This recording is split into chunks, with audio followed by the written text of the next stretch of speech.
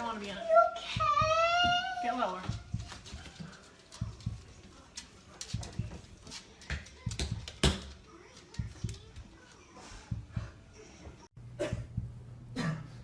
Your Honor, there are no words to adequately describe the unimaginable tragedy that brings us before this court today. By my comments, I'm not even going to try to express the horror, the pain, or the suffering that the defendant has caused to these families, to this community, and to all who were a part of this investigation. However, I do want to spend a few minutes sharing with the court the details of the crime, as so far you've only had an opportunity to review the affidavit and a few facts here and there that have been offered to the court in the motions and pleadings that have been filed. The questions that have screamed out to anyone who will listen since August 13th of 2018 are why and how. Why did this have to happen? How could a seemingly normal husband and father annihilate his entire family? For what? These are the questions that only one individual in this courtroom or on this planet knows the answers to. I fully expect we will not receive the answers to these questions today, nor will we at any point in the future. I don't expect that he will ever tell the truth about what truly happened or why. Even if he did, there is no rational way that any human being could find those answers acceptable responses to such horrific questions. The best we can do is try to piece together some kind of understanding from the evidence that is available to us. And the evidence tells us this: the defendant coldly and deliberately ended 4 lives, not in a fit of rage, not by way of accident, but in a calculated and sickening manner. Shanann was 34 years old. She had married the defendant in November of 2012. Over the weekend leading up to August 13th, she had been at a work conference in Phoenix, Arizona, and returned home in the early morning hours of August 13th. We know that she got home about 1:45 in the morning. The doorbell camera on their home shows her arriving back home from the airport. Shortly thereafter, at least according to the defendant, they had what he referred to as an emotional conversation about the state of their marriage and about what their lives would look like going forward. What was said during that emotional conversation, only he knows. What we do know is that shortly after that, the defendant strangled her to death with his own hands. We know that he slowly took her life the morning of August 13th. We know that this was not done in an uncontrolled, vengeful manner that he tried to describe to agents from CBI and the FBI. If that were the case, you would expect to see vicious, horrible bruising about her neck, shoulders, and face. You would expect to see the hyoid bone in her neck broken. You would expect to see some kind of defensive wounds on his body as she struggled and fought for her own life. None of those are present. The only injuries that were on Shanann's body were one set of finger or bruising, what appeared to be fingernail or finger mark bruising to the right side of her neck. We know that our experts will tell us that it takes 2 to 4 minutes to strangle someone to death manually with their own hands. The horror that she felt as the man that she loved wrapped his hands around her throat and choked the life out of her must have been unimaginable. Even worse, what must Bella, age 4, and Celeste, age 3, must have experienced or thought as their father, the one man on this planet who was supposed to nurture and protect them, was snuffing out their lives. They both died from smothering. Let me say that again. The man seated to my right smothered his daughters. Why? Imagine the horror in Bella's mind as her father took her last breaths away. Your Honor, understand very clearly, Bella fought back for her life. The frenulum, the connective tissue between her upper lip and her gum, had a centimeter and a half laceration. She bit her tongue multiple times before she died. She fought back for her life as her father smothered her. Celeste had no such injuries. In fact, she had no external injuries at all. But according to the medical examiner, she was smothered nonetheless. The defendant then methodically and calmly loaded their bodies into his work truck, not in a hasty or disorganized way. He was seen from the neighbor's doorbell camera backing his truck into the driveway, going back and forth into the house and back out to the truck 3 different times, 1 time for each of their bodies. He then drove them away from their family home 1 final time, intent on hiding any evidence of the crimes that he had just committed. In one final sign of callousness for his wife, his daughters, and their unborn son, and their remains, he drove them to a location that he thought no one would ever find them, to one of the oil tank batteries with which he was so familiar. He knew this was safe. He had texted a coworker the night before saying, "I'll head out to that site. I'll take care of it." He had carefully ensured that he would be alone in the middle of the plains to secrete away the remains of his family in a place that he hoped they would never be found. In one final measure of disrespect for the family he once had, he ensured that they would not be together, even in death, or so he thought. He disposed of them in different locations. He buried Shanann and Nico in a shallow grave away from the oil tanks. Bella and Celeste were thrown away in the oil tanks at this facility. Different tanks, so these little girls wouldn't be together in death. Imagine this, Your Honor. This defendant took those little girls and put them through a hatch at the top of an oil tank, 8 inches in diameter. Bella had scratches on her left buttocks from being shoved through this hole. A tuft of blonde hair was found on the edge of one of these hatches. The defendant told investigators that Bella's tank seemed emptier than CC's because of the sound that the splashes made. These were his daughters. Significantly, when his coworkers arrived at the tank battery later that morning, to a person, they all described him as acting completely normally. It was a normal workday, even while his daughters sank in the oil and water not far away from him. And then his efforts at deception truly began. We've all seen the emotionless interviews that the defendant gives to the local media, asking for help in locating his family. We watched as he claimed that the house was empty without them, and that he hoped that they were somewhere safe, and that he just wanted them to come home. He told investigators that they were at home sleeping when he left for work that morning, and that Shanann had told him that she was taking the girls to a friend's house for the day. What is striking about this case, Your Honor, beyond the horrors that I've already described to you, is the number of collateral victims that he created by his actions. While he stood in front of TV cameras asking for the safe return of his family, scores of law enforcement officers, neighbors, friends, and family scoured the area, fretted for their safe return. They texted him begging for any information and sending him their best wishes, all the while he hid what he had done. The list of indirect victims does not end there. Think of the firefighters and the Colorado State Patrol hazmat experts who had to don protective suits and who were called upon to pull Bella and Celeste out of those oil tanks. Or the coroner employees who had to conduct these autopsies. Or the victim assistants who frantically attempted to ease the suffering of those affected. All of this, Your Honor, for what? Why? Why did this have to happen? His motive was simple, Your Honor. He had a desire for a fresh start, to begin a relationship with a new love that overpowered all decency and feelings for his wife, his daughters, and unborn son. While Shanann texted the defendant over and over again in the days and weeks leading up to her death, attempting to save her marriage, the defendant secreted pictures of his girlfriend into his phone and searched and texted her at all hours of the night. While Shanann sent the defendant self-help and relationship counseling books, one of which, ironically enough, was thrown in the garbage.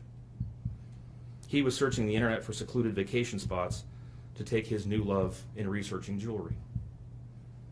And while Shanann took the girls to visit family in North Carolina, the defendant went to car museums and the sand dunes with his new girlfriend.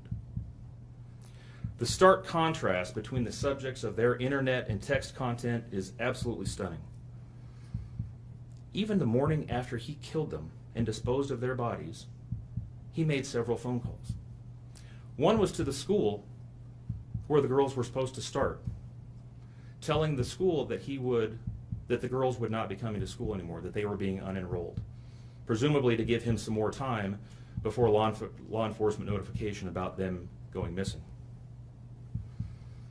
He contacted a realtor to start discussing the selling of his house, and he texted with his girlfriend about their future. None of this answers the questions of why, however. If he was this happy and wanted a new start, get a divorce. You don't annihilate your family and throw them away like garbage. Why did Nico, Celeste, Bella, and Shanann have to lose their lives in order for him to get what he wanted? Your Honor, justice demands the maximum sentence under the agreement reached by the parties. As you will recall, the agreement calls for life sentences as to Shanann, Bella, and Celeste, and all of those to run consecutively to one another. It also calls for the count of unlawful termination of a pregnancy as to Nico to run consecutively to counts 1, 2, and 3.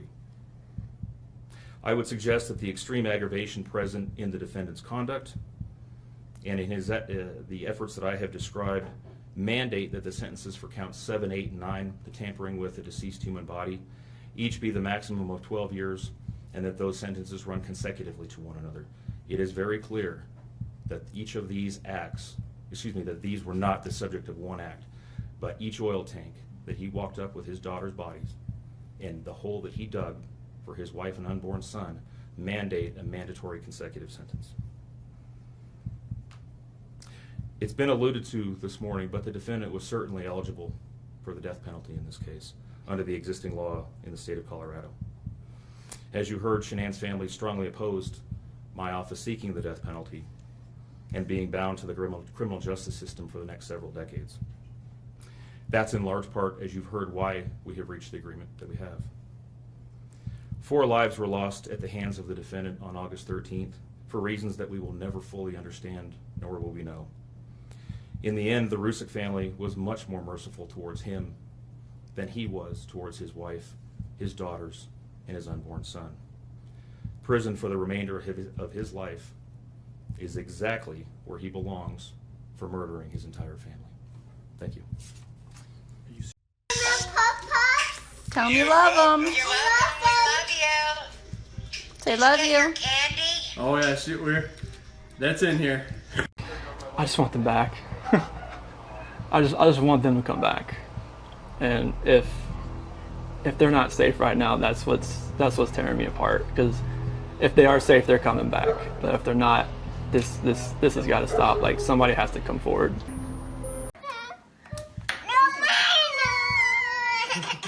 Girls. Oh, CC Girls. Bella. Okay. You want chocolate? No chocolate? Hey, if you want chocolate, you just get this bowl. You want this one, bigger one? We're gonna go. I love you too. This is the morning. This is why I love that I thrive. Objectively say that this is perhaps the most inhumane and vicious crime that I have handled out of the thousands of cases that I have seen. And nothing less than a maximum sentence would be appropriate. And anything less than the maximum sentence would depreciate the seriousness of this offense.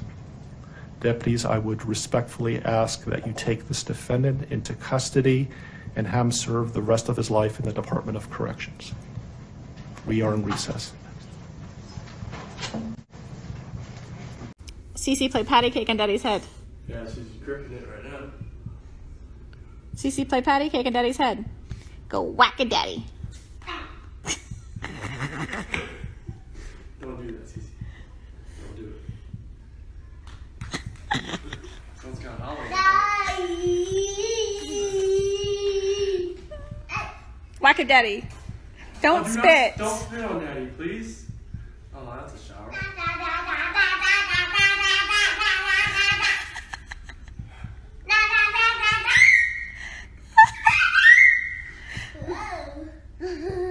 Careful, Bella, don't fall, okay?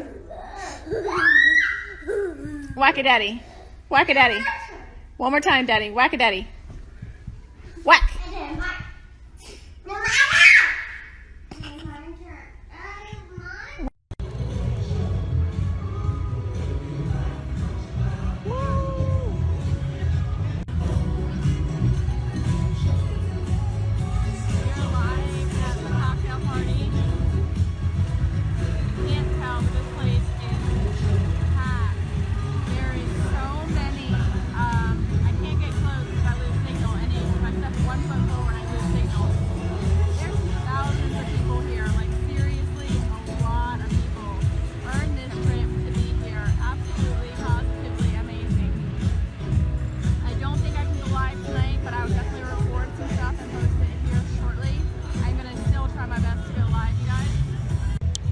Everyone needs to deserve this.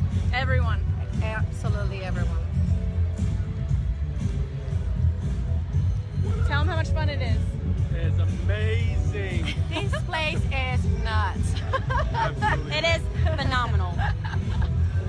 We're gonna go have some fun. Get to hear what's coming out. It's absolutely exciting.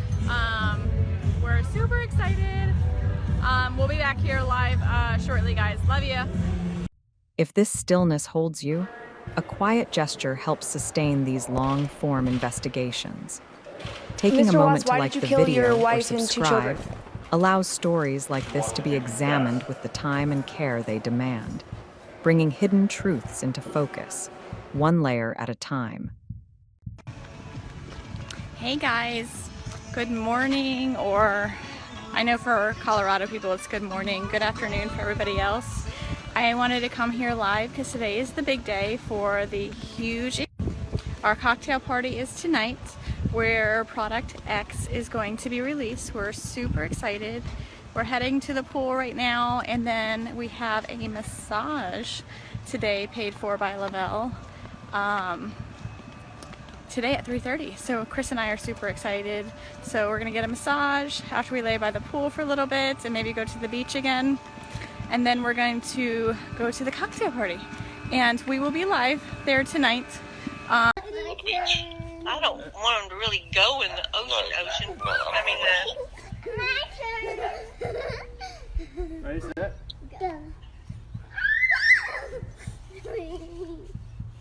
Ready, set?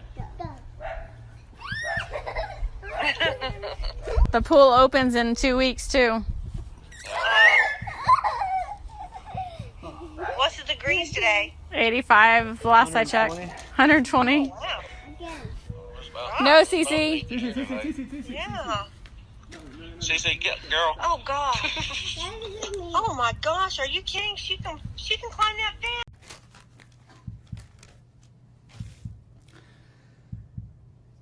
What I'd like to say to the court is that Shannon, Bella, and Nico are loving, caring people. They love life. They love being around people who love them. They always had good times. This is the first time they went to the beach this year, and they loved it. But God only knows what happened that night. Life will never be the same without Shannon, Bella, and Celeste and Nico. Had all their lives to live. They were taken by a heartless one. This is the heartless one, the evil monster, who dare you take the lives of my daughters Shannon, Bella, Celeste, and Nico.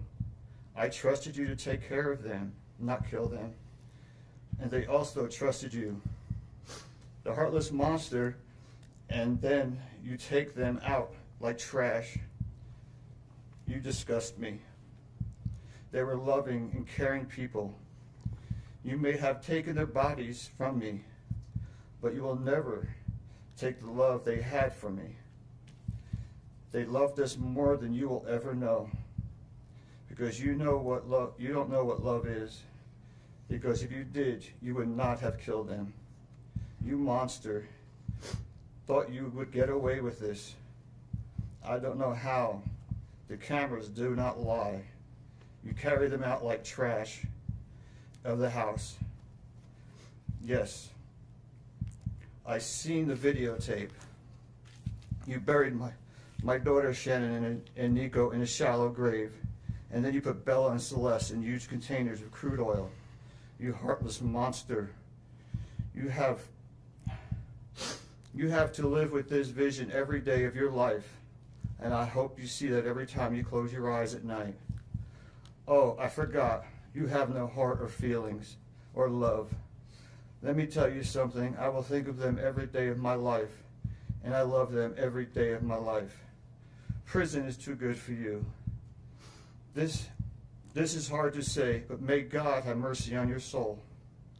I hope you enjoy your new life. It's nothing like the one you had out here. May the courts have no mercy on you. It's hard every day. It hurts in so many ways. I have heard people say that you're not a monster. No, you are not. You're an evil monster. Thank you. Love you, Shannon, Bella, and Nico. Love you, Pop and Dad. And one other thing. And Shannon says she is super excited for justice today. Thank you, Your Honor. Thank you, sir. I'm Cindy Watts.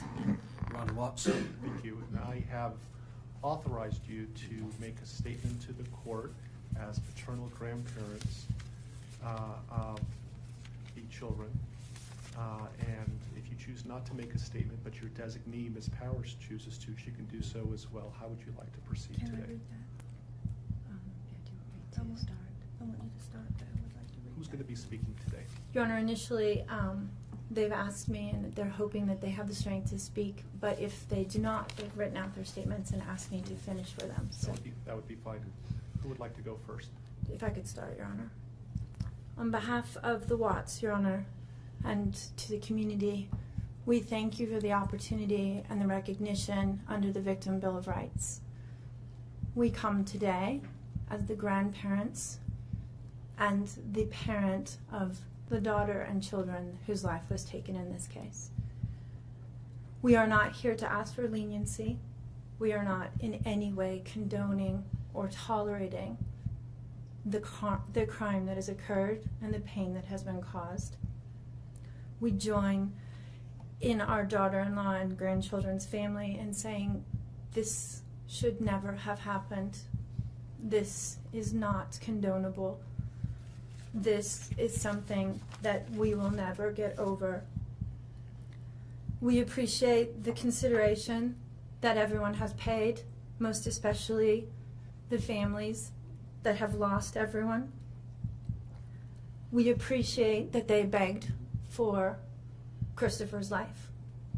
We agree and echo what they have said, that it is not his place to take anyone's life, nor would it be our place as a community to take his life. So we thank you for the opportunity and for every consideration and effort that's been put out. The prosecution in this case has in fact respected the Victim Bill of Rights. They took the time to explain that the information that my clients had at the time that they were interviewed was not correct. They were misinformed. They were searching for answers. They were not intending to cause any pain to anyone, and they appreciate that the prosecution answered their questions and gave them the time and the respect and the consideration so that they could tell this court and everyone in this community that the interview content was not their message, that they accept that their son has done this, that they accept that he chose to plead guilty, that he sought and requested their consent and agreement for a life sentence. They appreciate that he is given the opportunity to serve that life sentence. It is his responsibility, it is his sentence, and it is not enough to make up for what has done. We understand and we join the family in that we have questions. We don't know how such a thing could possibly happen, or that a man that was responsible for raising his children and protecting his wife would take the steps that he did, and that he would disregard their bodies and the love that he had for them and they had for him and everyone else, and take the gestures and put this community through the investigation and the discovery and the responsibility of bringing justice. We do not understand that. We do not think it was appropriate. We cannot begin to think that an explanation will ever justify it. My clients indicate that they understand that a full opportunity for a confession with all of the responsibility and accountability has not occurred. And they support the family in the request that that happen, if not today, at an appropriate time, in an appropriate manner, so that everyone can have peace, to understand to the best of their ability the details that they need and to have their questions answered. And by giving this opportunity of a life sentence, we hope that he embraces that moment.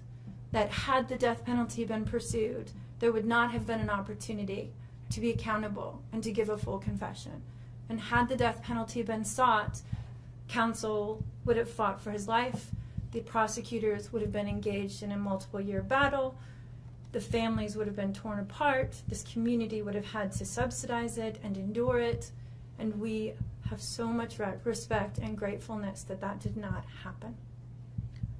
We would strongly encourage Christopher Watts to give that full confession in the tone and in the timing that he thinks is appropriate with the guidance of his counsel. We feel that it would be appropriate and helpful to ease the pain and the suffering. But we also say we don't think that there's anything that he can say that will ever account for his behavior. There's nothing that can be done to cure the harm he has caused. And he has the responsibility to serve his sentence with dignity and with regard for everyone, and to spend every breath that he has left in an atonement for what he has done. Do you want to read it? So if I could just have you state your name for the record. Cindy Watts. Thank you. My name is Cindy Watts. I am the grandmother of two beautiful granddaughters, Bella Marie, Celeste Catherine Watts. I am also the mother of Christopher Watts, who I will be directing most of my statement to. First, I'd like to begin by recognizing the absolute horror of this crime and acknowledging the devastating loss that both the Rusek family as well as our family have faced. Our families have been irreparably broken by the needless deaths of Shanann, Bella, Cece, and Nico. This is something we will never get over. We will always mourn the loss of our family, and in that we are united in our grief. I am still struggling to understand how and why this tragedy occurred. I may never be able to understand and accept it, but I pray for peace and healing for all of us. Now to my son Christopher. I have known you since the day you were born into this world. I have watched you grow from a quiet and sweet, curious child who Bella reminded me so much of, to a young man who worked hard in sports and later mechanics to achieve your goals. You are a good friend, brother, father, and son. We have loved you from the beginning, and we still love you now. This might be hard for some to understand, how I can sit here under these circumstances and tell you, although we are heartbroken, although we can't imagine what could have led us to this day, but we love you. Maybe you can't believe it either. As the Lord said in Jeremiah 3:31, I have loved you with an everlasting love. Therefore, I have continued my faithfulness to you. And you, as your mother, Chris, I have always loved you, and I still do. I hate what has happened. Your father and sister and I are struggling to understand why. But we will remain faithful as your family, just as God remains faithful. because of his unconditional love for us all. We love you. And we forgive you, son.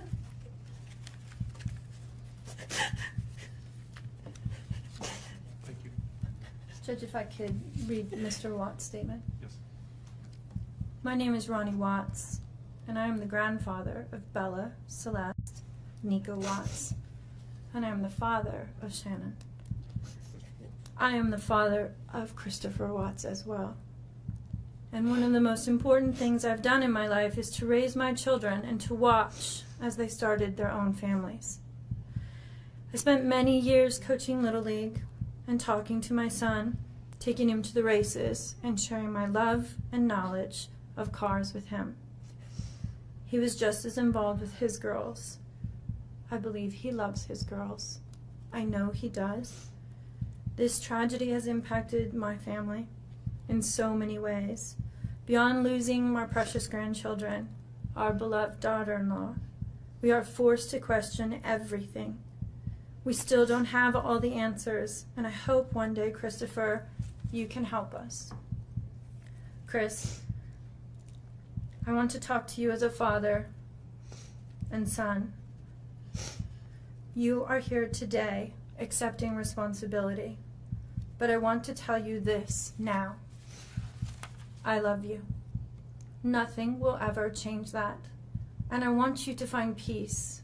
And today is your first step. The Bible says if we confess our sins, God is faithful and just and will forgive us. Chris, I forgive you, and your sister forgives you, and we will never abandon you, and we love you. Dad.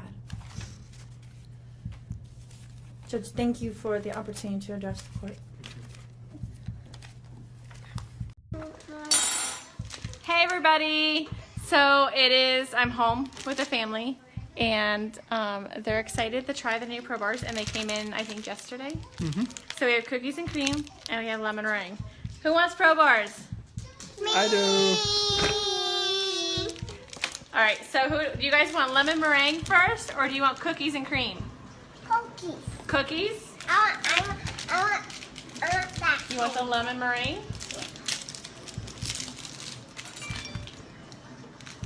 All right, since I have this one open, let's try this one first, okay? Cookies and cream. And Daddy's gonna try it too. Yeah. Are you both? Yes, so everyone's gonna try cookies and cream. All right, Bella gets cookies and cream, Cece gets cookies and cream. Ready? Ready? Set. You're the taste testers. Yummy. Is it yummy? What's it taste like? Chocolate. Chocolate. What else? Watermelon. Watermelon. What's it taste like, Cece? Chocolate.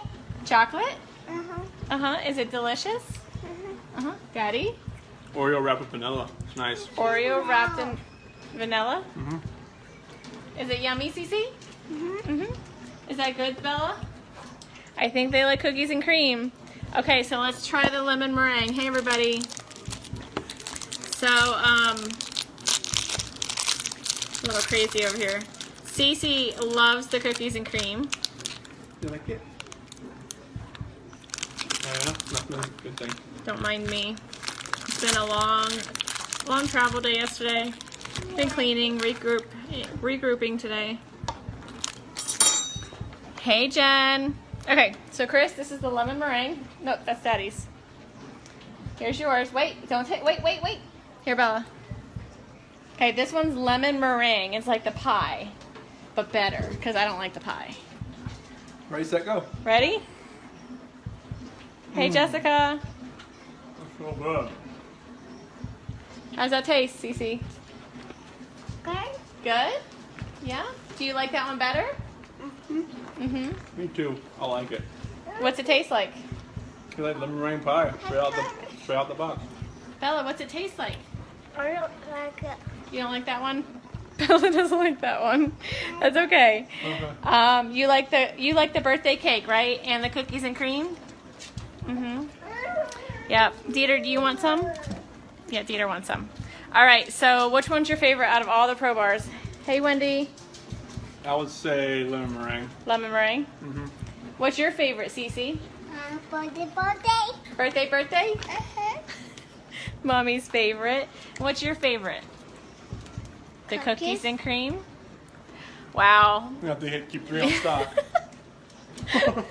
It's a good thing. How do I turn this around? It's a good thing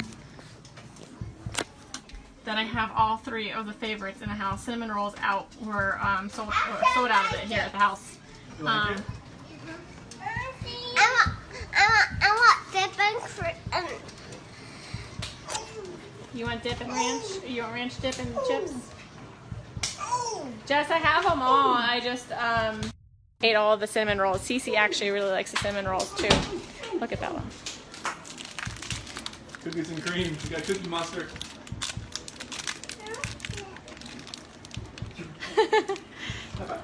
I'm guessing you like it, kiddo.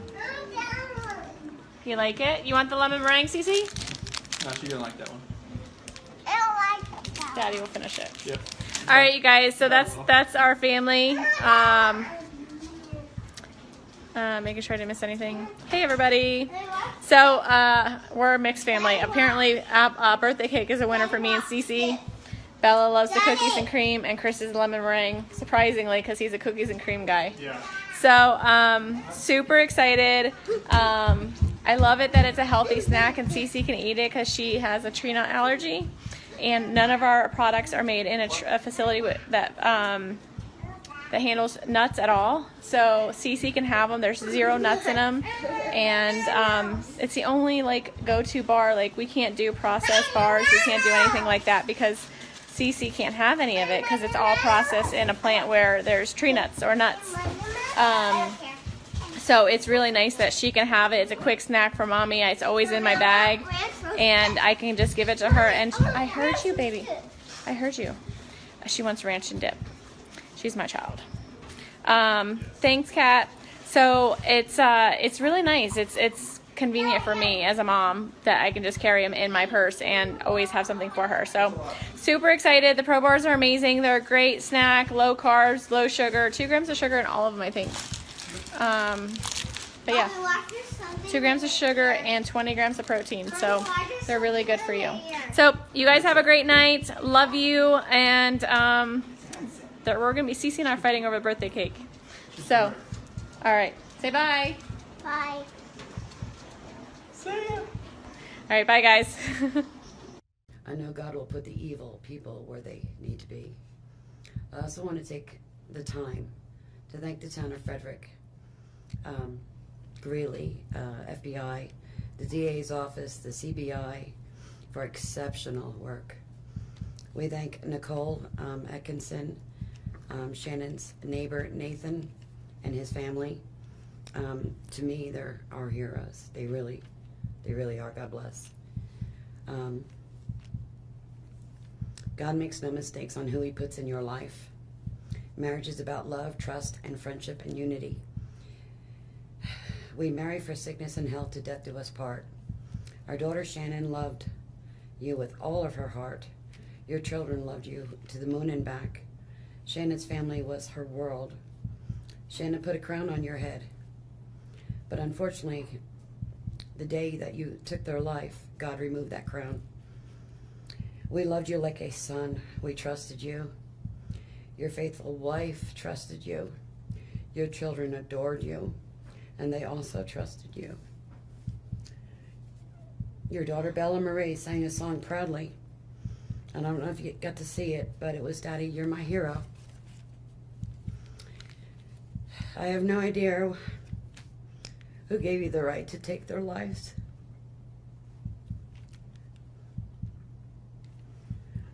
But I know God and His mighty angels were there at that moment to bring them home to paradise. God gives us free will. So not only did you take the family of 4, your family of 4, you took your own life. I want the world to know that our daughter and her children were so loved by us. There will always be protected by God and His mighty angels. I didn't want death for you because that's not my right. Your life is between you and God now, and I pray that he has mercy for you. From Shannon's mother, Bella Marie, Celeste Catherine, and Nico Lee's Nana. Thank you, Your Honor. The past 3 months I barely slept because I've been going through a lot of different emotions because I did not see this coming. You went from being my brother, my sister's protector, one of the most loved people in my family, to someone I will spend the rest of my life trying to understand. What gave you the right to put your hands on a woman, let alone my best friend, my beloved sister, your daughters, and your son? Why weren't they enough for you? In the blink of an eye, you took away my whole world, the people that mattered to me the most. Everything in my life I loved, your children. They trusted you. They loved you. They looked up to you because you promised to keep them safe. Instead, you turned on your family. My blood is boiling as I write these last words because they are the last you will ever hear from me. I can't even think of the right words to describe the betrayal and the hate I feel. And to be honest, you aren't even worth the time and effort it takes to put my pen to this paper. There isn't a day that goes by that I don't cry for my family. They were my whole world. All I do is ask myself why. Why would you do this? You don't deserve to be called a man. What kind of person slaughters the people that love them the most?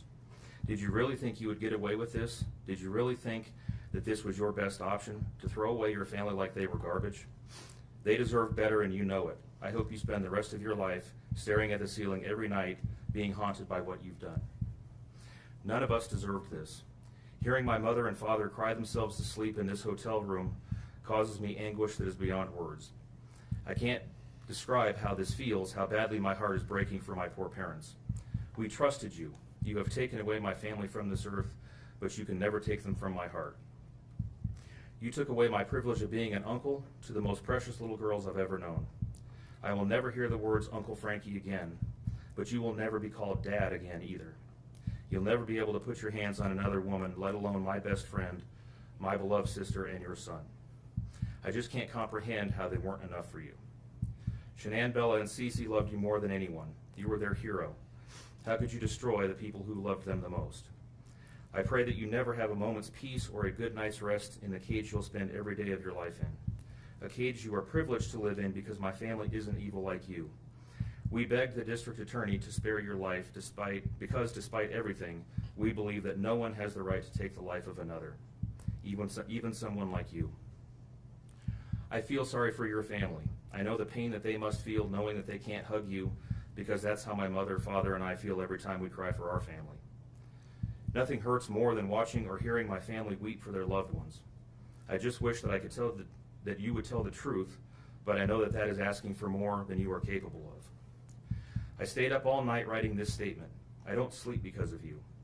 My life will never be the same because of you, but at least my conscience is clear. I get to live free, but I can't say the same for you.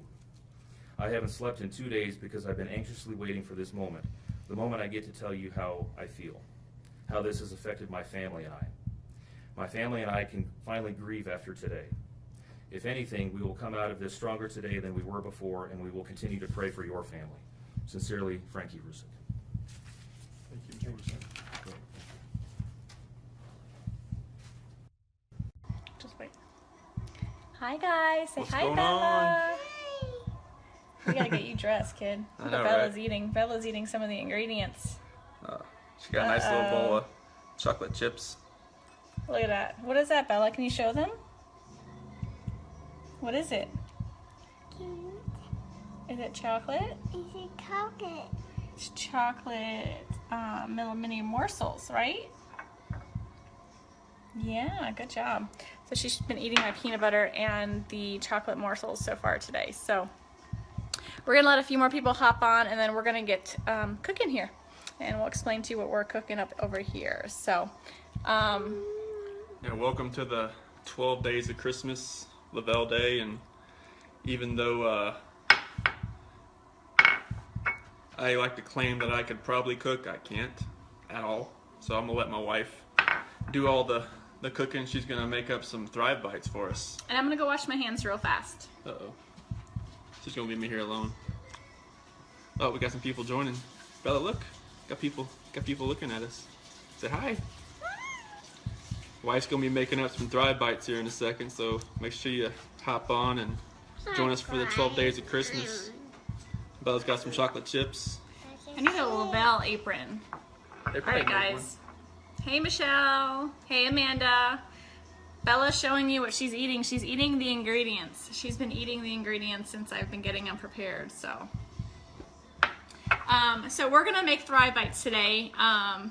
Chris didn't want to go on live doing it because he didn't want to mess anything up. Not that you can mess anything up with Thrive Bites. It's so simple. Except for today, we're gonna double the recipe because we love the Thrive Bites. When you are craving something to eat, or junk food or whatever, you just pop a Thrive Bite and it fills you up, and it's really delicious. Thrive Bites, right? Good job, Bella. My little helper right here. So today, I will post in the feed the Thrive Bites. Bella, shh. Will you turn it down for me, please?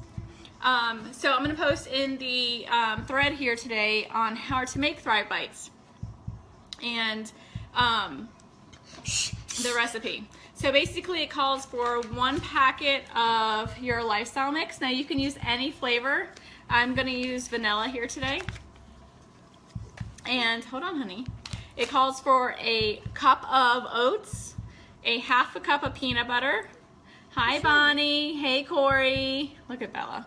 A half a cup of mini morsels. Now, I'm doubling the recipe, but still want to keep the calories down, so I'm only going to still do a half a cup of mini morsels.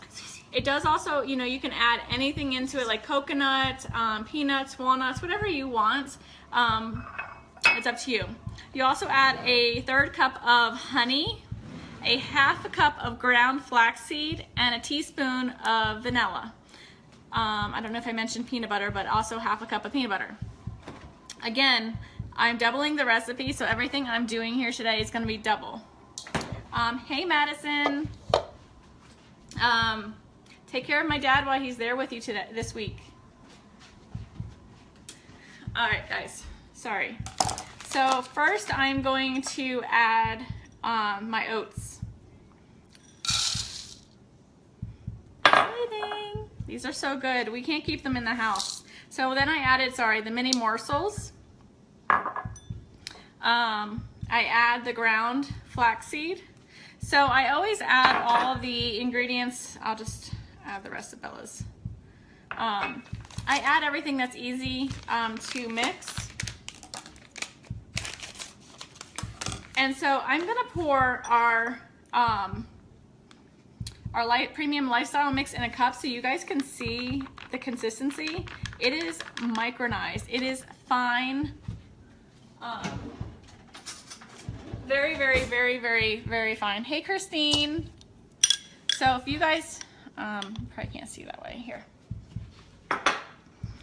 So if you can see how finely micronized it is. I mean, literally it's thinner than flour.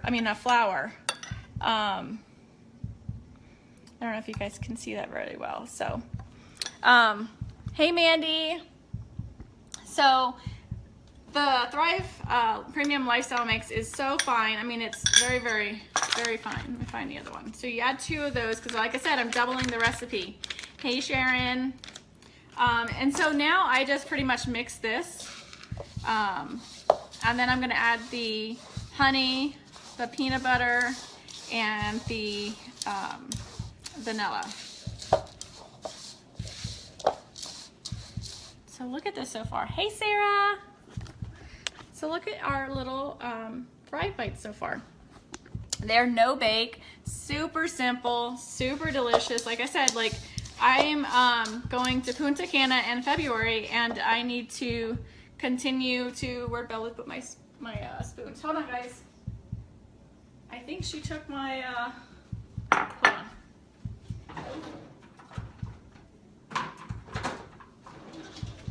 All right, I got 2 more. So if you're like me,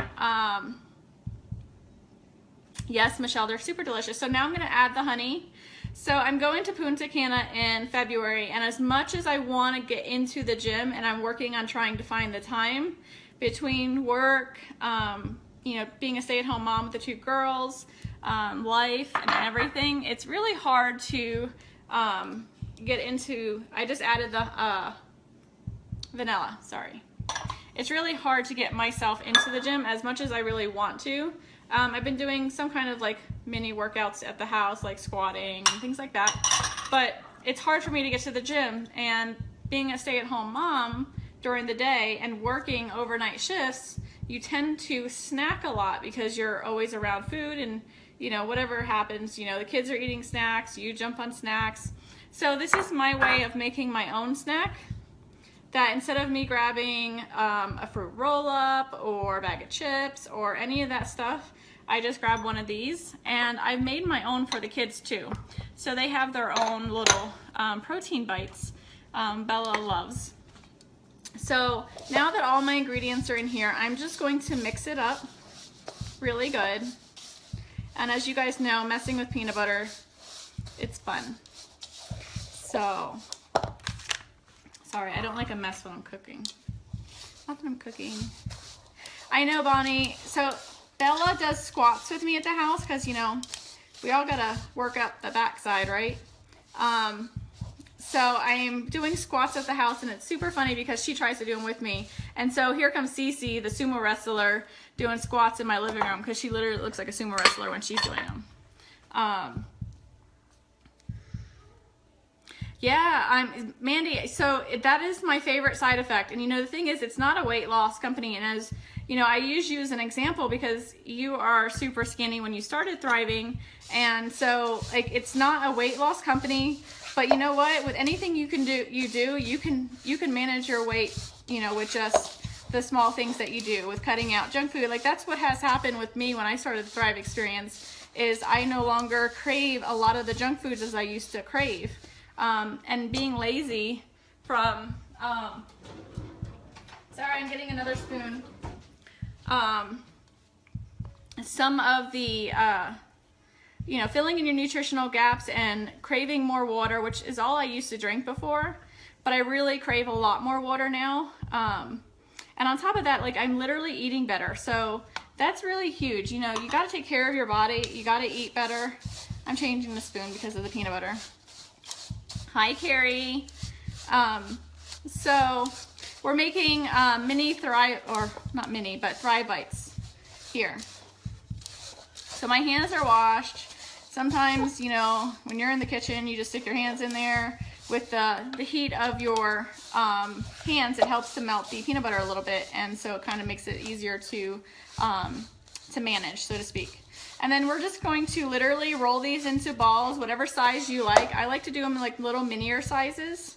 So, and I'll kind of demonstrate here. Let me get this.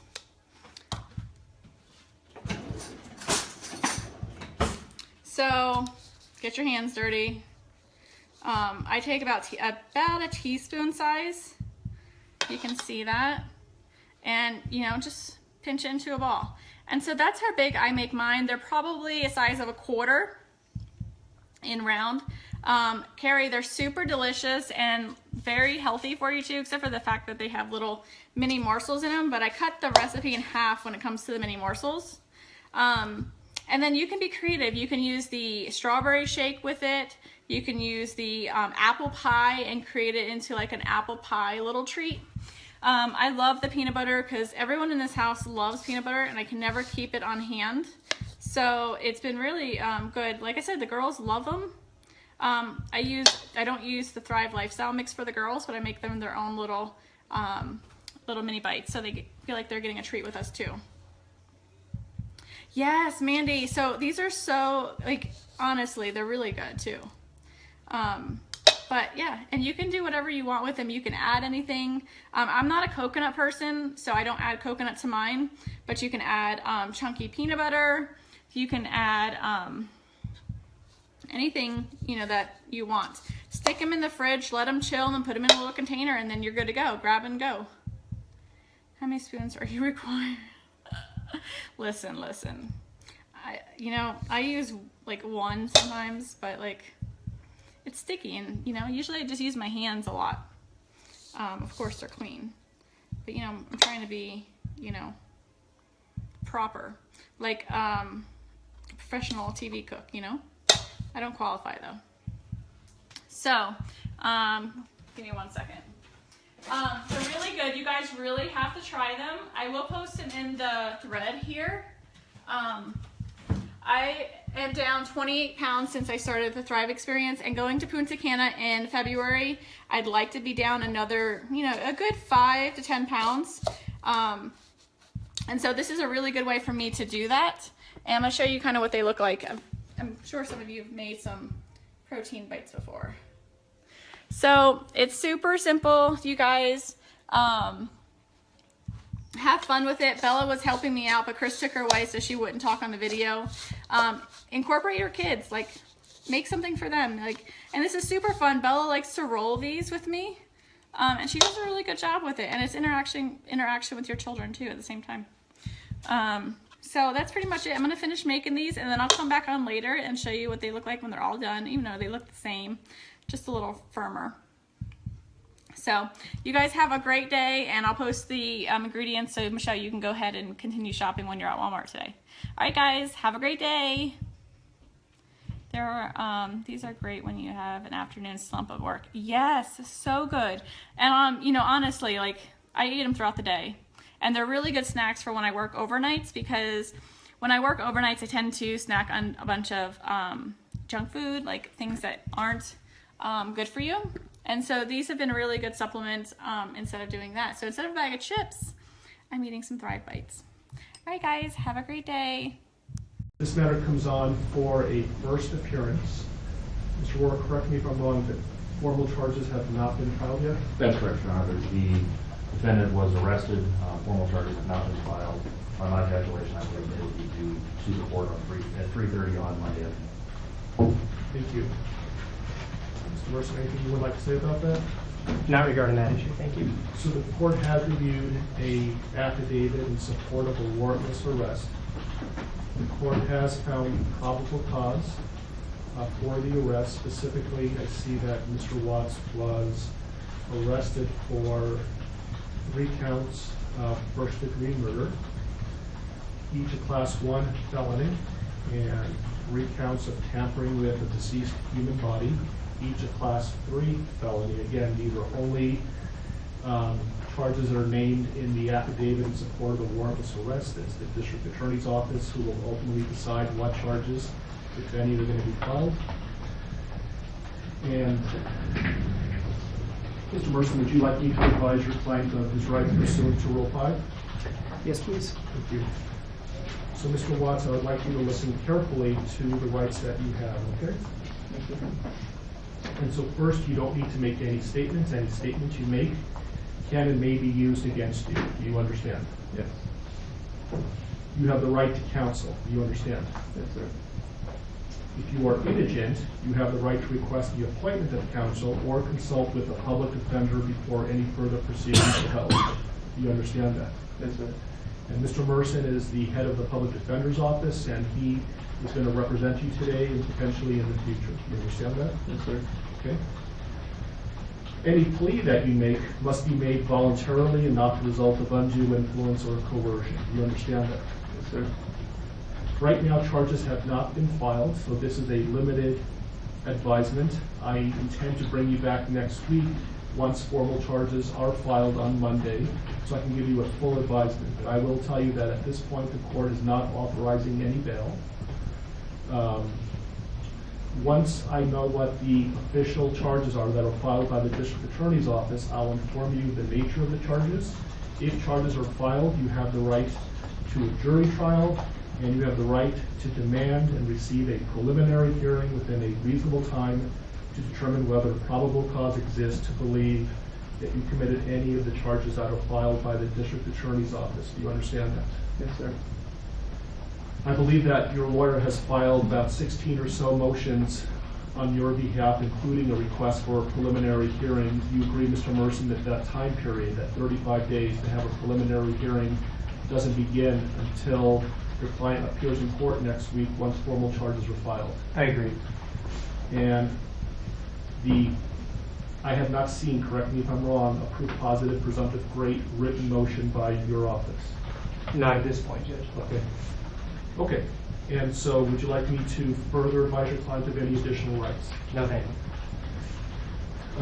Mr. Rourke, what kind of conditions, if any, are you requesting for the protection order given the circumstances? Judge, I'm going to defer to Mr. Wren. Mr. Wren? People are simply asking for the standard protection order under Title 18 at this point, given the deceased nature of the victims. And I assume based on the no bond hold, the issue of possessing or having access to or control over a firearm or any ammunition is a non-issue until and if bond is authorized. That's correct. Thank you. So, Mr. Watts, I am going to issue a protection order pursuant to Colorado Revised Statutes 18-1-1001. It's going to state that you not harass, molest, intimidate, retaliate against any witness involved in this case. Do you understand that? Yes, sir. If you were to violate the mandatory protection order, it's a Class 1 misdemeanor. Do you understand that? Yes, sir. And could we talk about some of them? I realize that things are happening very quickly. Motions were filed today. There hasn't been a lot of time to object or to file responses.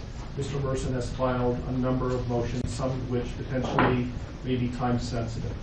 My intention is for the parties to come back to court next Tuesday so I could advise Mr. Watts of his formal charges that are filed no later than 3:30 on Monday. So I'm not sure if I'm going to be requiring the prosecutor to file a response between now and Tuesday, or whether we can resolve some of these issues now. For example, the preservation of certain evidence, like police notes, handwritten notes, like touch DNA evidence, things of that nature. Your Honor, I think we can address some of these pretty quickly, but certainly not all of them. We would be asking for time to file a written response to some of them. Yeah, I'm just concerned about the time that elapses between now and Tuesday, and I want to make sure that the evidence that's being requested to be preserved is preserved. Understood. So, for example, can you, any objection for me to order that all law enforcement, both state and federal, that were involved in this case, preserve their handwritten notes? Any objection to that? No. So I will grant that request. Did you read Mr. Merson's motion with regard to touch DNA? I believe that was filed under seal, and I have not seen it. It was suppressed, so they should have had access to it. Gail, Christy, could we print out a copy for Mr. Wren? Again, I appreciate the fact that this happened very quickly, and so let me get you a copy of that, a hard copy of that, and then you can review it and let me know what your thoughts are. Is there an autopsy that's scheduled to be conducted in the near future? Not yet. It was a 16. 16? Yes. While we're waiting, Mr. Merson, I noticed that... Actually, I'm sorry to interrupt, Judge. It was D17. D17? Yeah, sorry. So I see that your motions are numbered, but I'm missing 9 through 15. Yeah, I basically counted them and then started off. There were some other people in my office that had filed those other pleadings and not numbered them. I just want to make sure I'm not missing something. I don't think you are. I think many of them concern the media issue. On the way over here, the deputies advised the court had already ruled on that. So to a certain extent, some of that is moot. But if we are going to take a D17, in light of the fact that the affidavit is still sealed, I would ask that the court seal the courtroom and just allow the parties to argue that, because it will require me to talk about information in the affidavit. Well, why don't we give Mr. Wren an opportunity and let me know whether, without talking about the substance, whether he has an objection or not. It's really more of putting the prosecution on notice than anything else. Why don't you read it first and let me know what you think.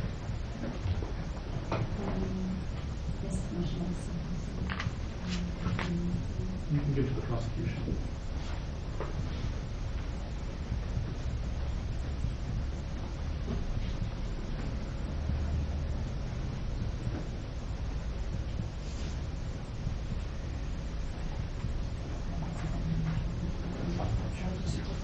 Steve. Extra. I might. It was one of the... So, I did add the house to this. So the D17 will have the house on it as well. And that's the gist of it. At this point, I'm concerned about whether or not it's not. It's been released by law enforcement. Okay. When was that? Late last night. Okay. All right. That's because that part of the motion would be put at this point.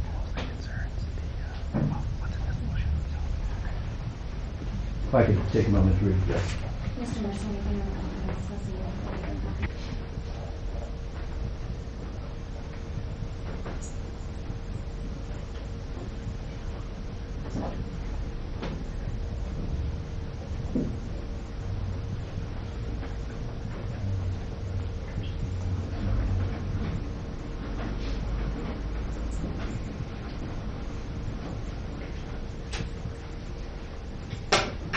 Mr. Rand.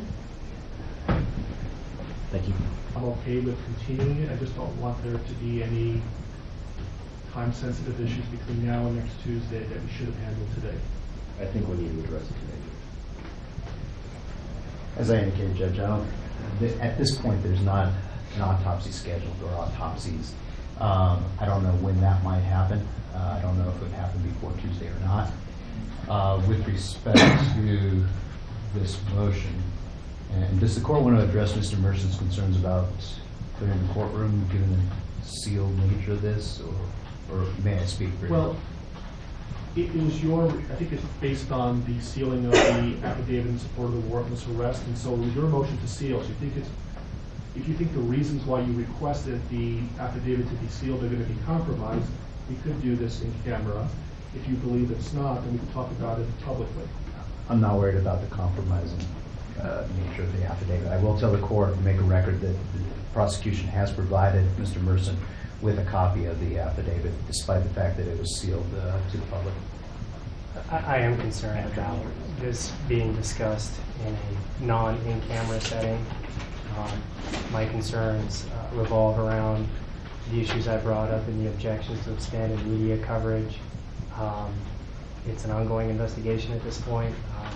I have concerns about, what would be discussed and how that would implicate Mr. Watts' right to a fair trial and his due process right. So my request is that the court seal the courtroom so we can discuss this.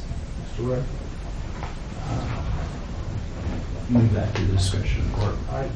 It seems to me, based on everything I've heard, that the affidavit is going to be released at some point. It was the prosecution who requested the sealing of the affidavit. They're not concerned about this being compromised, the investigation being compromised.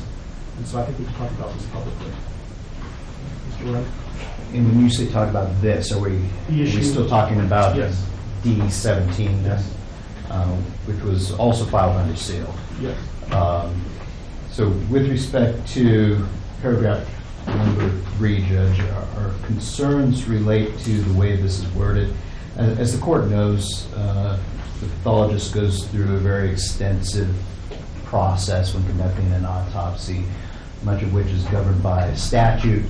I think most of what he's asking for is standard procedure for an autopsy conducted in this jurisdiction and would be done. However, I have concerns about the way this is phrased in that it orders collection of trace DNA and touch DNA from certain areas of bodies that at this point we don't even have, frankly. Second, we don't know if that trace DNA is going to even exist if we have the bodies. So there's no way to order us to find something that may or may not exist. I think when I read the motion, it essentially is putting the prosecution on notice that at some point they may be in possession of exculpatory evidence, and it's their duty to make reasonable efforts to preserve that and ultimately provide that to the defense. And so I think they're on notice by the mere fact that we're talking about this, that Mr. Wren got a copy of the motion, and if this becomes an issue later on, we can litigate this, and there's some pretty significant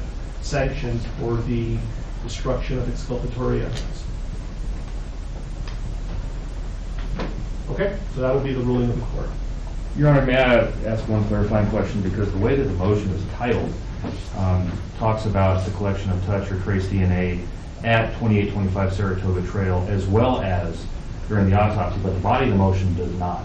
I want to make sure that Mr. Merson is aware that the home where the homicides were alleged to have occurred has been released by law enforcement, was released as of about midnight last night.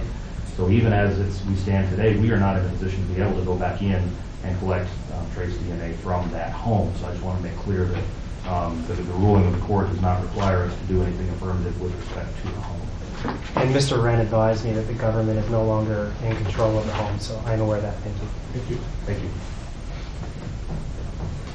With regard to the motion for protective order, essentially for nobody to speak to Mr. Watts other than his attorneys and investigators and support staff, I'm assuming there's no objection to that? Correct.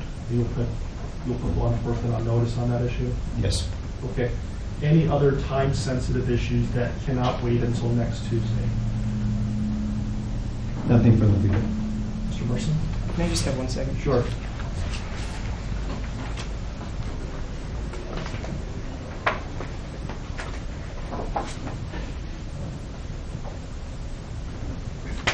Nothing further. Thanks, Judge. Okay, and I would just respectfully ask that if you file anything between now and next Tuesday, and certainly into the future, if you could advise your office of this, if there's more than one lawyer working on it, please number every pleading that's filed, and for the prosecution as well, maybe you can use letters. And that way I know that I'm not missing something. That would be wonderful. Yes. Yes. Okay, so we'll see, let's pick a time next Tuesday.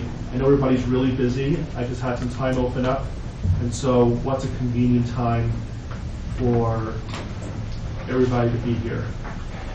I'm also going to be asking if there's victim rights compliance today and see if there's a more convenient time for whoever the victim rights representative is.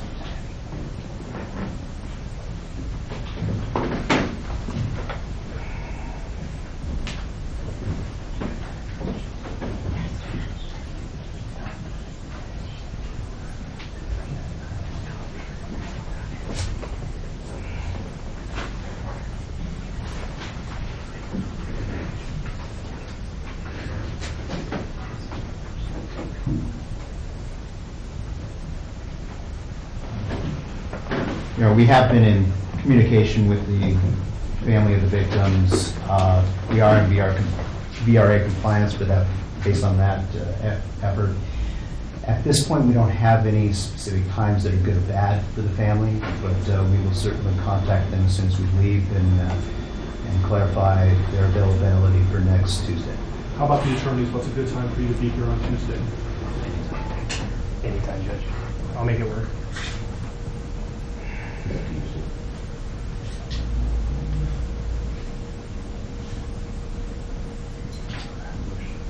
The motion's hearing in Division 12 at 2 o'clock. That'll probably last an hour. Otherwise, I'm free. How about 10 o'clock? That's fine. Okay.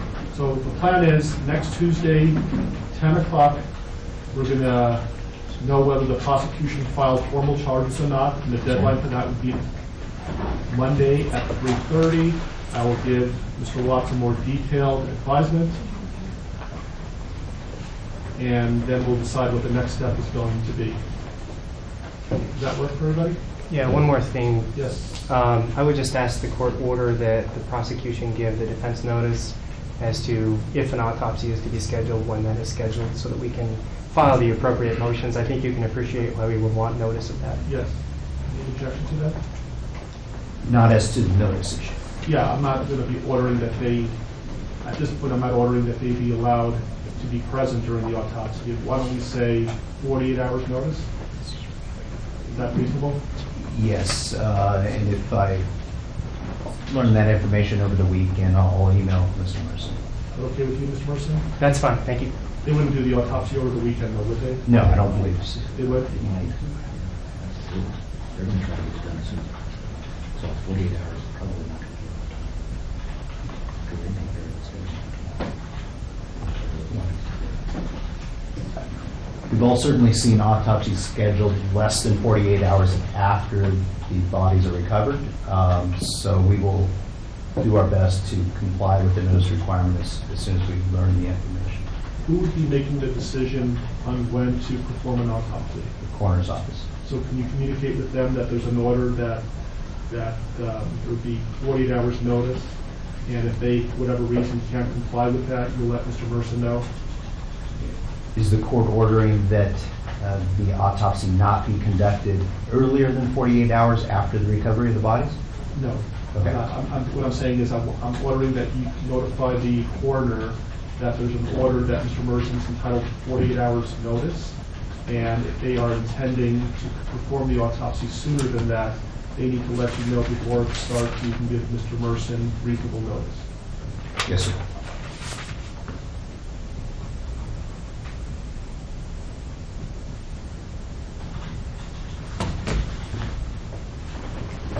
Anything else you can think of between now and next Tuesday that we can resolve today? Nothing from the prosecution. Nothing from the defense, thanks. Okay. All right, we'll see you next Tuesday at 10 o'clock or Monday when we are in business.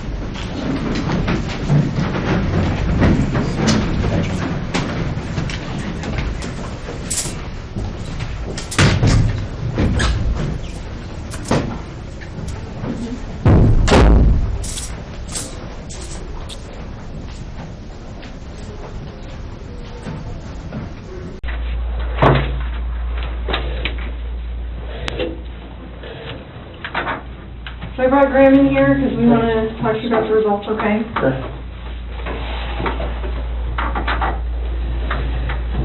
So it is completely clear that you were not honest during the testing, and I think you already know that. You did not pass the polygraph test. Okay. Okay. So now we need to talk about what actually happened. And I feel like you're probably ready to do that. I didn't lie to you on that polygraph, I promise. Chris, I know. Chris, stop. It's time. Just stop for a minute. Take a deep breath. I want you to take a deep breath right now.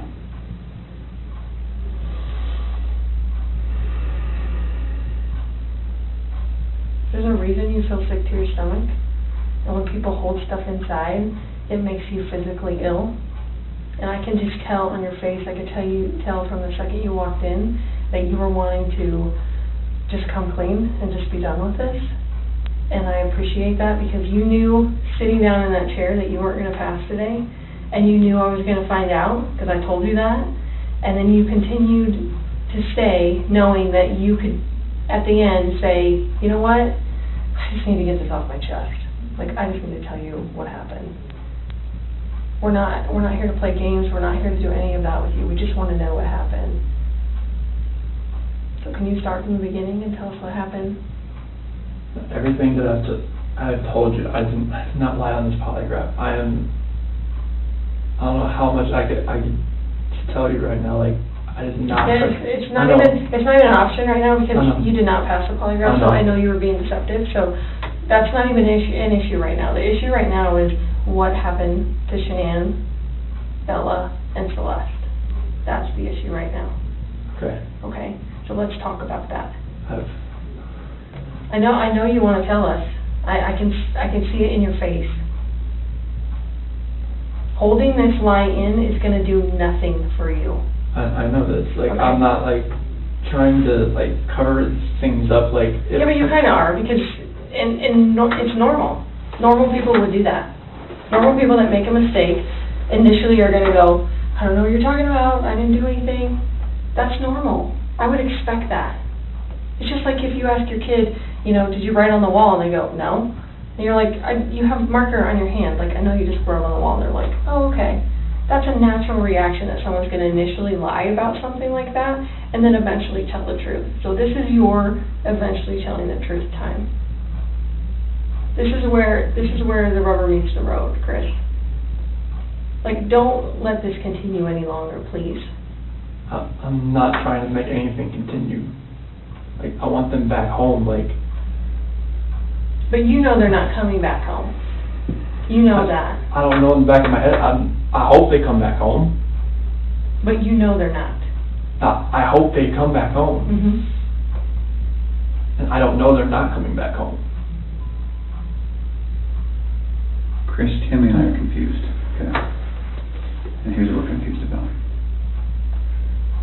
I told you that we've done some work overnight. Yeah. I told you that we've got a lot of leads, okay? That wasn't a lie. I know. We know a lot more than you think we do, okay? And here's where we're confused. You're this great guy, and I'm not just telling you that, okay? I'm telling you that because everyone tells us that, okay? We can't find anyone to say anything bad about you. Chris is a great guy. He's a good father. He's a good man.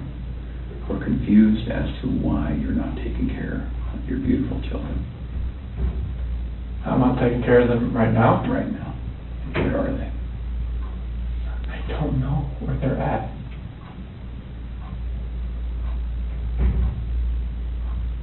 Honestly, I do not know where they are at. If I could have my babies back home right now, I would. I want them back. I want everybody back. That is the God's honest truth.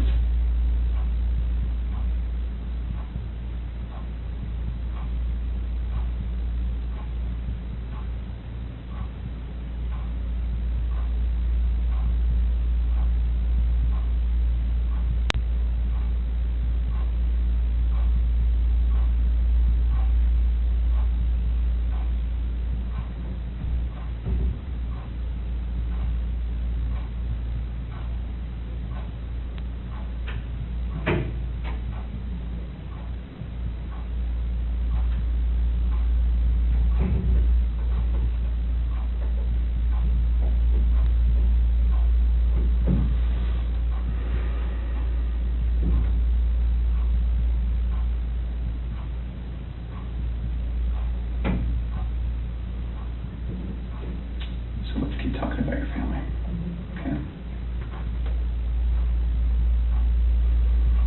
We just can't figure out why there's two Chris's, okay? We talked about that last night. Yes. We just can't figure it out. There's a Chris, okay? If somebody asked me my kid's child routine, I would say, I don't know, go ask their mom. That's the truth, right? And so it is very surprising to me, and it warms my heart that you're the type of dad who can pack a bag in the morning, and you know just what to put in there, and you know just what to put in there as a backup in case they have an accident, okay? You know what the clothes to put in there, you know what they have for breakfast, you know what they have for a snack, and a dinner, and a nighttime snack. You can tell me the book you read to your daughters, okay? I know you love them, and you're not faking that, are you? It's real, okay? There's a lot of guys who come in here and try to tell me that, and I know they're lying, okay? Because they can't answer those questions that you can answer, okay? But you are here today lying about something else. So we need to talk about that, okay? I cheated on her. I know. And this is very good. Keep I'm not proud of it.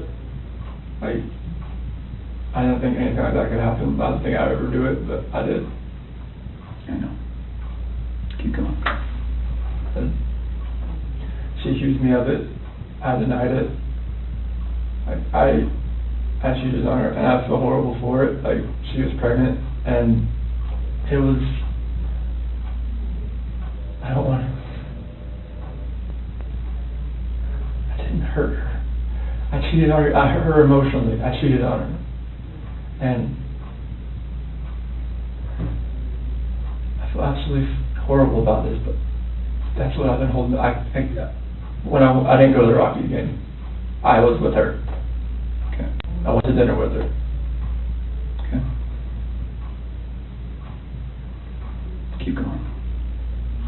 That 5 weeks I was alone, I was with her most of the time. Okay. You're doing a good job. This is the Chris that I knew would come out today. This is the Chris who tells the truth because you're a truth teller. When I tell you I fell out of love, it's because I fell in love with her. Absolutely. Okay. I mean, that's God's honest truth. Okay. Who is her? So I don't want to get her involved in this. I don't want to ruin her life. Like, it's something like this. I don't want her involved in this. Okay. So can we talk about that a little bit? Yes. I knew that you would say you didn't want to get her involved. Because you'd like to take care of people. She's a wonderful person. Like, I mean, she knew I was married, yes. And I told her we were going through issues, yes. Yes. And I told her that, we were going to get, at the end, like, we were going to get separated. Like, once I figured out what that was, I didn't know what that was going to be. I know. I had no idea. I saw her, took my breath away, and I'd never thought in a million years that could happen. I know. I know you're thinking I'm a figure, but it was, I never felt that way about anybody in my lifetime. Mm-hmm. Chris, that's not your fault, man. No, I'm just, Well, can we do this? I know you want to take care of her because it's because you're the type of guy that takes care of women. It is. You took care of your wife, you took care of your daughters, you were very good at taking care of her, and you want to take care of her. So can we make a deal? I don't think this girl did anything to hurt anybody, but I can't walk out of here wondering. So can we leave her out of it? Okay. And get back to your wife and your daughters. Okay. Where are they? That I do not know. That was what I was holding back. Like, I didn't know, like, what I did. I know. Chris, in the interview today, you weren't asked about infidelity. You were asked about... I was holding back from last night. That's when not you why you failed today. That's not how that works. You would have reactions to every single question, not just the ones that we talked about being important. Like the ones you wanted me to lie about, like, is that what you're talking about? No, the ones about her disappearance and knowing where she's at, and about seeing her last. I was not lying about those things. So Can I tell you what I think? Yes. Okay. So, going into that interview today with Tammy, where we strapped you in, we knew all about Nikki. Okay? All about her. And you're doing a very good job right now, because you didn't have to tell us about her, but you did. I couldn't hold that in anymore. I know. We could see it on your chest and in your eyes. Okay? Here's the challenge that we have. We knew about Nikki, and so we didn't need to ask you about her in the polygraph. We just didn't need to, because we knew. Okay? And so that's why we didn't ask you, because we already knew the answer. Okay? We're very, very worried about your daughters and your wife. I am too. Okay? So can I tell you, maybe based on the people that I've talked to, and Tammy's talked to, based on all the investigations we've done, based on your cell phone, both your cell phones, your wife's cell phone, Nikki's cell phone, okay, based on talking with family members and friends, and based on talking with everyone, here's what we know, okay? And I'm not going to lie to you right now. Here's what we know, okay? Chris is a good man. Everyone said it. Okay, I'm not just telling you that because I, want to blow smoke here. You're a good man. Okay. Nobody can fake answers about packing a backpack. Nobody.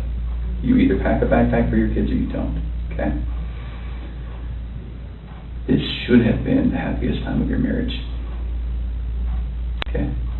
You and Shanann. This should have been the happiest time. She's making a little money. She's making good money. You're making great money. You both have a job. You have beautiful kids. You have a beautiful house. You're in Colorado. Clean air, good people. Okay? And on top of that, you look pretty good now. You're pretty fit. Okay? This should have been a time in your marriage where you guys were happy and thriving and productive. Okay? And I believe that Shanann's the reason none of that happened. I believe that she's a controlling person.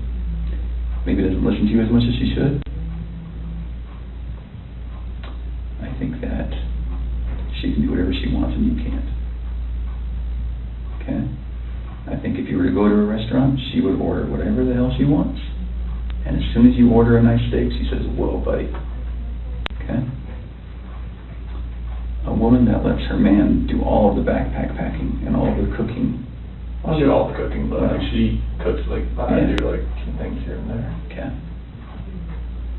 That's because you're a good person, and I think that she started on the path to leave the marriage. Okay. It's ironic that we're talking about you and Nikki. I think that she was the one who started on that path first. What do you think about that? I wouldn't have thought about that. Okay. And the other thing I think is interesting is, even though she is that type of person that's controlling, doesn't listen, does what she wants, is walking away from her kids, here you are defending her. Because to your core, you want to take care of the people you love. Okay. And that's the reason why we want to give you an opportunity today to just help us find them. Okay? Will you do that for us? I'll do whatever I can to help to find where they're at. Okay. So when she asked you, do you know where they are, or are you going to tell the truth about where they are, you failed miserably. Okay. Why? I'm a nervous person. Like every question I asked, every question, it felt like I couldn't say the right thing. That's not how the polygraph works. I don't know like what it reads like through. I know she was saying about autonomy of the process, but like I don't know where they're at. Chris, right now your dad's outside. He flew across the country to help you. Okay. You're lying to him.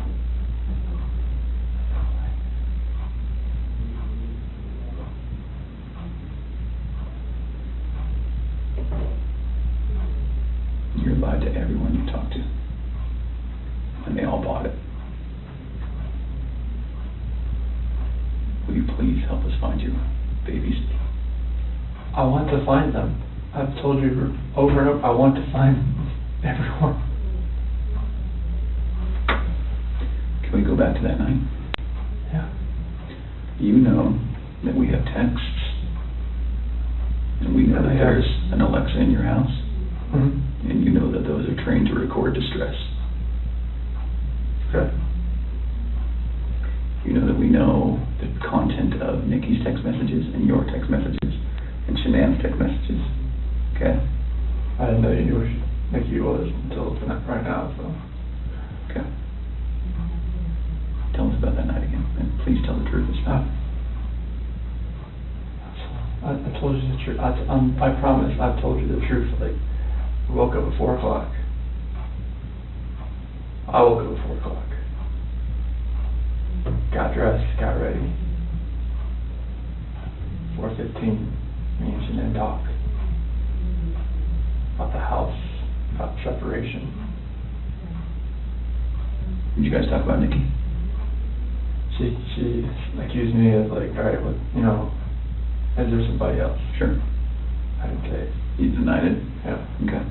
Because she brought up like, you know, like, well, was there a $68 charge on dinner the other night? Okay. Was there 2 of you? And that was with 2 of you, wasn't it? Yes. Okay. That's Nikki. Okay, so it sounds like at that time there was maybe you weren't quite ready to just say, man, this is everything. I couldn't say it. Okay. We were already crying hard enough. I couldn't say that. Okay. What did you say? I just told her like, this separation has to go. I want separation. Okay. Was it her idea to sell the house or yours? She initiated the realtor the week before in an email. Why? Because we were talking about the marital issues. She's like, well, you can't afford to live on her own. Well, she can't afford to live on her own, and I can't afford to live on my own. So she was like, we need to just contact Van and see. And who'd you contact? Well, she contacted Ann, our realtor. Ann? Yeah. Okay. Would Ann say the same thing, that your wife initiated the contact? Yeah. Okay. She would. And then on Monday, I texted her to see if what she could do. Okay. And that's in there too. You probably already knew that. Tell me about the pregnancy. Was that your idea or hers? She said she was about 80-20. Well, when we did the pros and cons of it, like after she got pregnant, she told everybody that it was mainly my idea. Is that true? Yeah, I mean, I wanted a boy. Did you want to get pregnant? Hmm? Okay. And then after the fact, she said it was mainly me that wanted it, and she was about, you know, she was 70-30 against it at that point. Like, she would tell her friends that. Yeah. And I was just like, what, 70-30 against it? Like, why? Okay.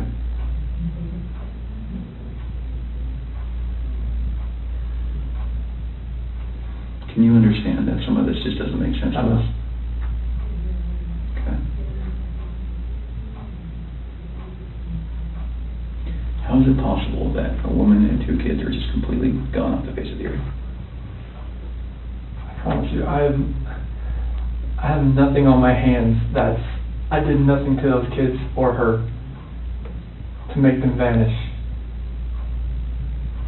So tell me what happened then. I believe you that you did nothing on your hands.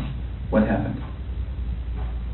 When I left, I mean, it's on video that I left and I was in my truck. I didn't like load anything into my truck besides my tools, my container, my book bag, my water jug, my lunchbox. Okay.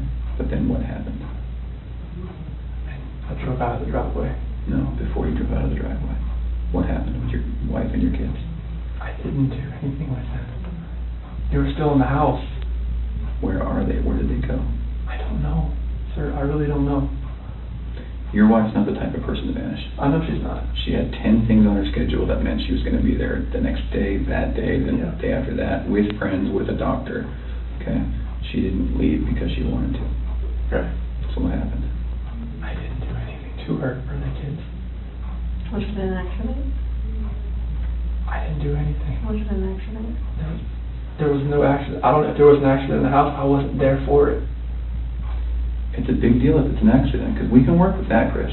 No. And I think that's maybe what happened. I did not cause an accident. I didn't do anything to my wife and kids. Was it a misunderstanding? There's no misunderstanding. Like, we had that talk. There was a misunderstanding where I didn't tell her about the affair. Okay. I didn't. That was the misunderstanding. Like, miscommunication, misunderstanding. Yeah. Good. But I probably should have told her right then, honestly. I mean, everything was out on the table anyways. Right. I should have just told her right then. But I didn't, because I just couldn't bring myself to do it. What was your plan? What were you going to do? I mean, how was the separation going to work? Like, once we got separated, I would get my own place, and then 50-50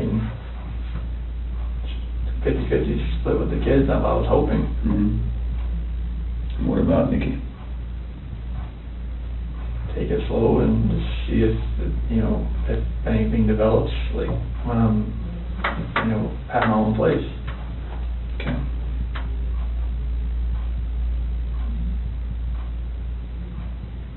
I just find it hard to hear you talk about just having this emotional, conversation with Shanann, and you're bawling and crying together, and you have not shed one tear in 2 days that you've been here. Not one. And help me understand that, because I don't get it. These are your baby girls, and you have not shed one tear over them not being around. Chris, I lose my 4-year-old in the store for 10 seconds, and I start to go panic. I have not seen any of that from you at all. Help me understand that. I love those girls. I would never do anything just because I haven't shed a tear. You get no, that's weird. Is that weird? Don't look into that like I don't love my kids. Tell me, wife. explain to me. You're crying with your wife that you're leaving her. Yeah. But you don't cry that your 2 little baby girls. I'm hoping they're still around somewhere. I'm hoping they're still somewhere. Yeah, but you don't have them right now. You're not reading stories to them at night. I know. You're not giving them midnight snacks. You're not giving them their medicine. You're not waking up with them in the morning. I know this. So that should cause you pain. It does cause me pain. But I don't see that. I don't see that. I want to see the Chris that cares. I want to see the Chris that, feels bad about what he did and wants to, get this off his chest and be done with this. And let us find your little girls so that they're not out there in the middle of a field or whatever somewhere. Don't do that. I love those girls to death. Then show us that. Show us that. Show us this Chris, not this Chris. I'm not showing you that Chris. I'm showing you the Chris that cares about his girls and his wife. Just because I haven't shed a tear, it shouldn't make you feel like that the love isn't there for them. It's weird.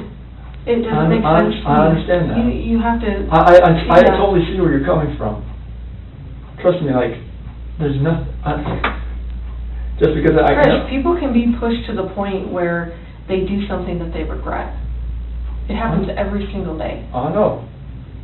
But part of what makes you a man is the guy that goes, I really fucked up, but this is what I did, and I'm going to pay for what I did, and I'm going to tell you what I did, and I'm going to be honest about it. Chris, we can keep talking to you once we find these girls, okay? And once we find these girls and your wife, right, no matter how we find them, no matter what condition they're in, we can keep talking to you, and you can tell us, guys, it's not as bad as it looks. And you can say, let me tell you what happened. I was never comfortable with you, Graham, or with you, Tam. No, I wasn't comfortable yet, but now that everything's known, now that these girls are found and Shanann's found, however they're found, it's okay. We can keep talking to you. Okay? Chris, did Shanann do something to them? No, I don't know. I'm serious. I have no clue. No, you would have known, because they didn't leave the house. Did Shanann do something to them, and then did you feel like you had to do something to Shanann? They were at the house when I left. They were there. They weren't there. They didn't leave. They vanished. They were The there. only way they could have left is in your truck. There's no way, because, like, I didn't just throw them in my truck. You know your truck has GPS, Yes. right? Yes. Because you told your boss, like, Yeah. hey, I'm going through separation, I'm maybe staying Yeah. at a friend's house, whatever. You know that thing pings every 10 seconds? Yep. So we will know You can't turn exactly it off. I know. where you went. And your company's giving that to us. I know. Okay. Are we not asking the right questions, Chris? No, you're asking all the questions. What are we not asking you right? What are we doing wrong? You're not doing anything wrong.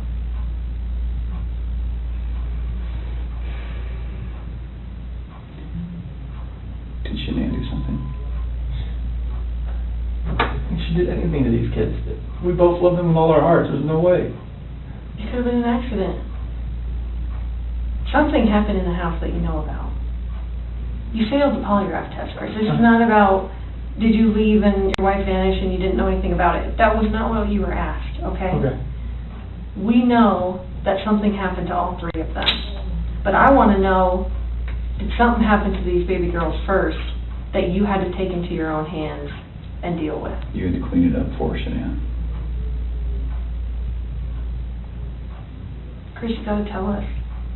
There's something that happened to these baby girls.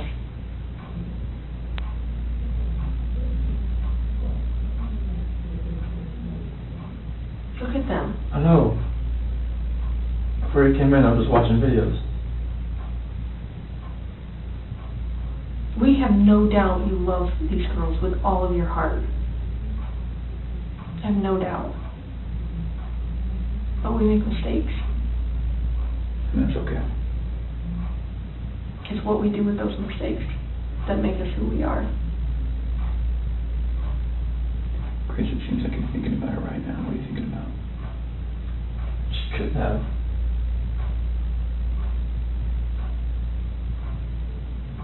I feel like you cleaned up for her. I feel like that's the type of guy that you are.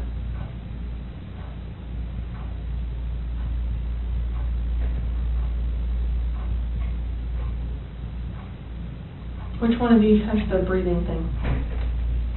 Well, they both have inhalers, but she has the EOE. Encephalitis. Does she have problems breathing?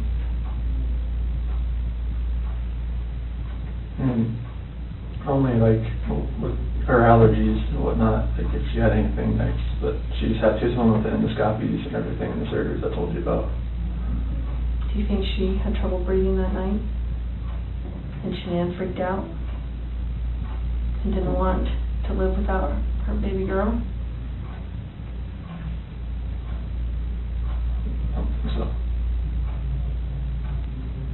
Did you hear about the homicide that happened in Aurora, where the guy beat that family to death with a ball-peen hammer? Mm-hmm. The only person that survived was a 3-year-old sibling. And that sibling grew up to be a total mess. No family, no mom and dad, no brother or sister, just her by herself. She says, I wish I would have died with them. And there are times that people freak out. I've seen it. I mean, I've been in law enforcement for almost 20 years. I've seen it. Parents freak out and they're like, oh my God, like, I can't have my baby girls live without each other. They're best friends. They're like twins. They're, you know, they wake each other up in the morning. And I understand that. We had a mom in Castle Rock that suffocated both her baby girls she's like, my husband was going to take them. And she's like, I just couldn't handle it. I thought I was doing right by them. I thought I was saving them pain. And I get it. Why? Why was she saving them pain? Because she didn't want them to have to live without their mom.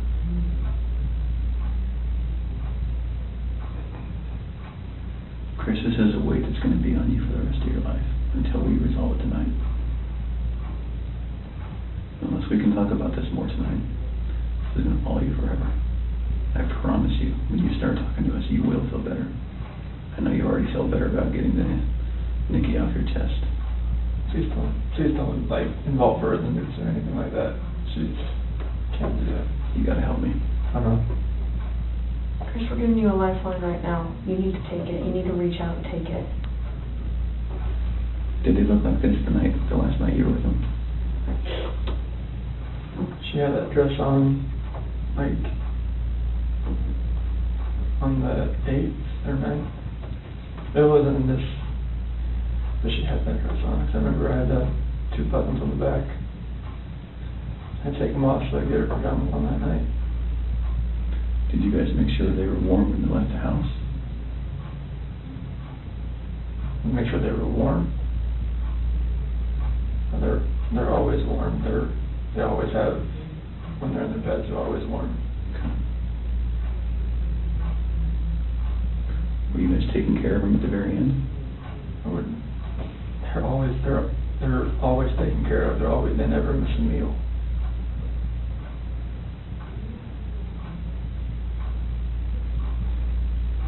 Chris, you took them out of the house with their blankets and their animals. Like, that's because you cared. That's what a caring dad does. I mean, I'm always caring for these kids. There's nothing in this for my life.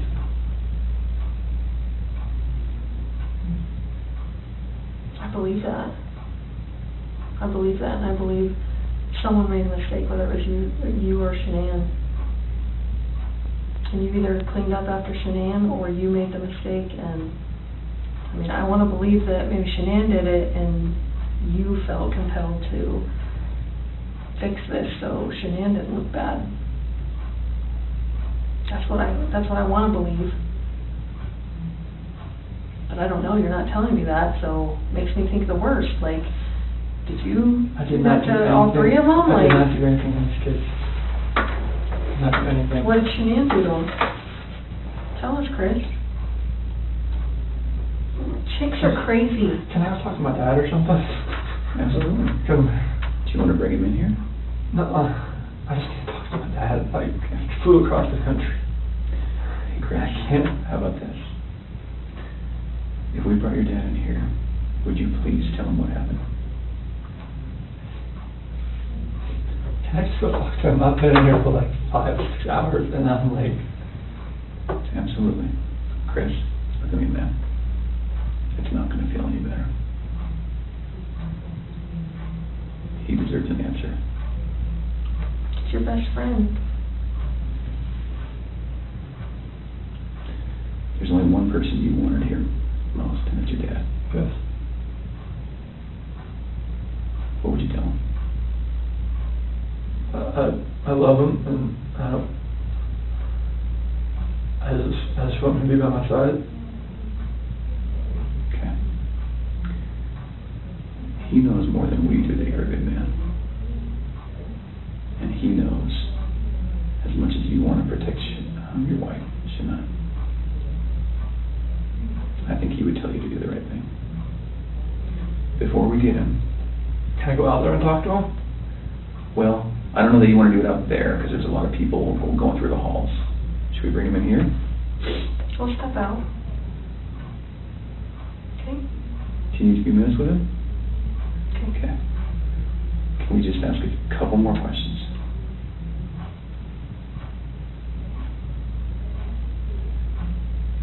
It seems like you're about to get it off your chest.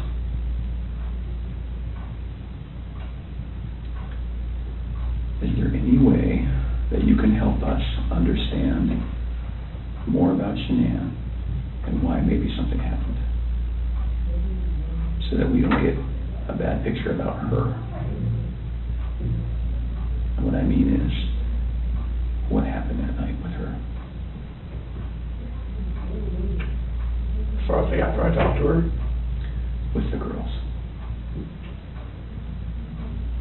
Like when we were having that conversation in bed there. Mm-hmm. Like when I talked to her about the separation and the house, and she asked me about the affair, and that's how that conversation went.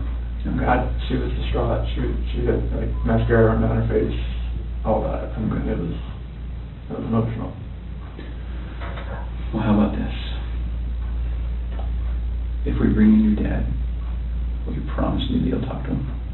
I'll talk to him. Okay. Will you promise me that you'll tell him everything? Would it be easier if you told him and he told us? I don't know. Okay. I don't know if that's going to be easy or not. I tend to think it's not. I think you're the type of guy that needs to take responsibility, because you always have taken responsibility. You've always made the right choice. So I guess I'm just worried that if we bring your dad in here, that could distract you. What do you think? Distract me from like talking to you? Yeah. I just need to talk to him. Okay. All right. I know you'll do the right thing. I do. I don't know how long it's going to take. I think that you need to think a little bit more about that. Okay?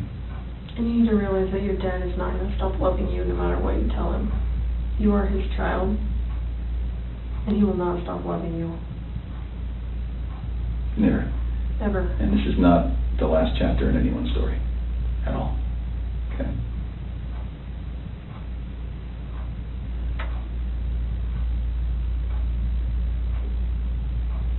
He's been here the whole time. You know, he didn't want to leave you. Have you ever seen, sometimes when an animal's owner dies, they stick around forever? I think that's your dad.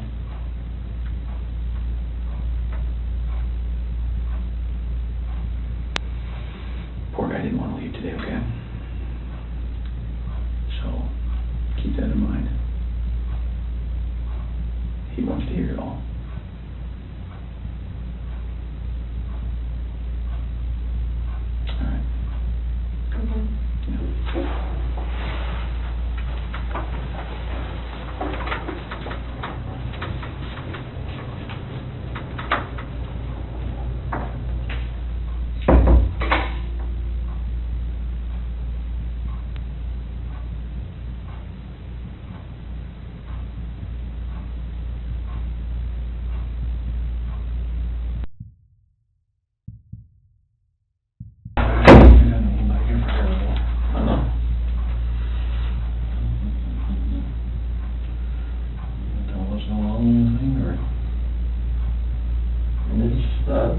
Polygraph failed it.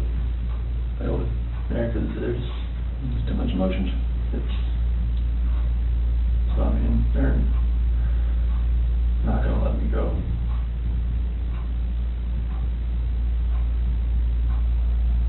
Is there any reason why they shouldn't? They know I had an affair. And they know. I can't complain about that.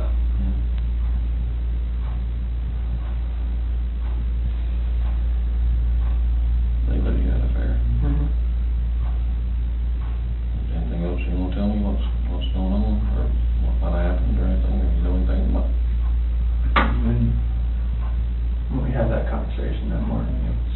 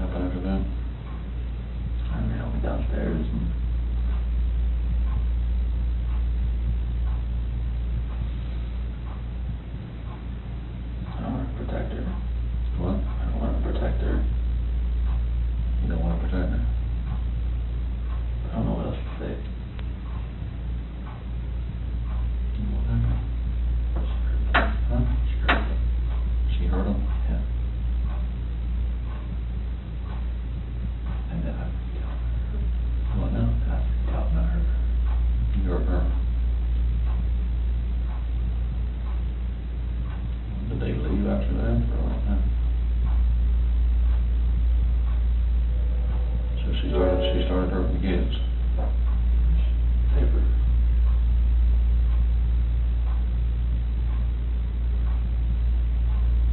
Well, you guys want to?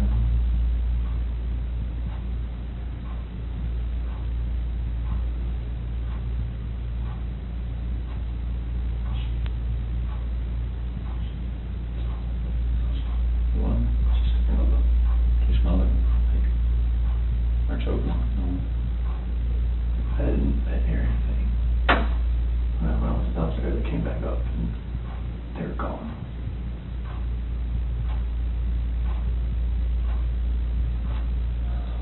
I don't know, like me talking to her about that.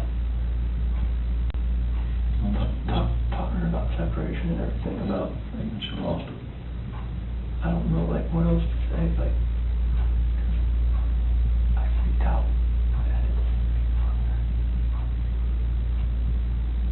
Those are my kids.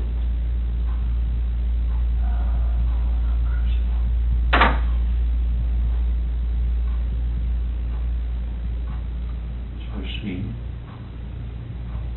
and it's not that one time, you were leaving the place and going to work. And then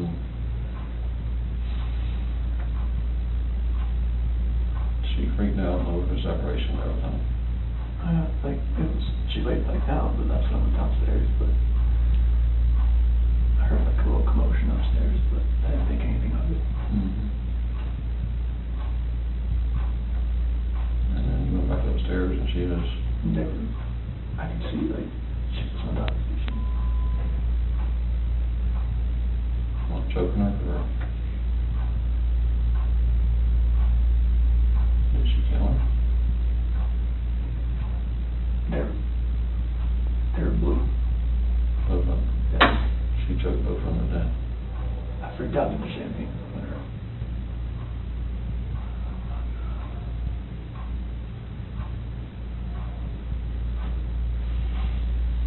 I don't want to say it though. No,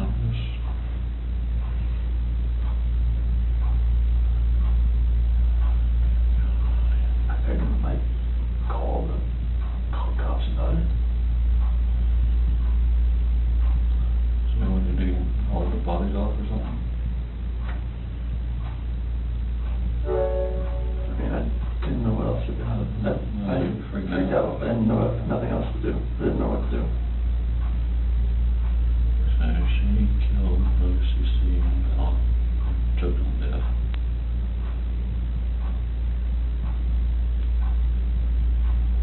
You lost it and choke her or?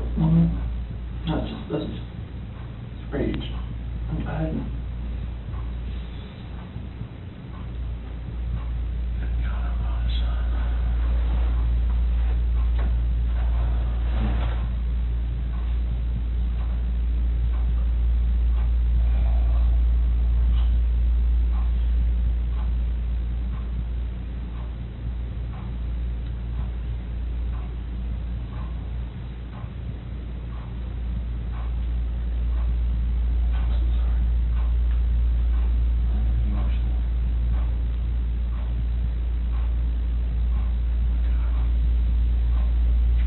Like, in her heart, I know she knew about the affair. She just was waiting for me to say something and for me to deny it again. I think she just lost it. That's when she went off and told her about it. And that's when the crying, like, happened. And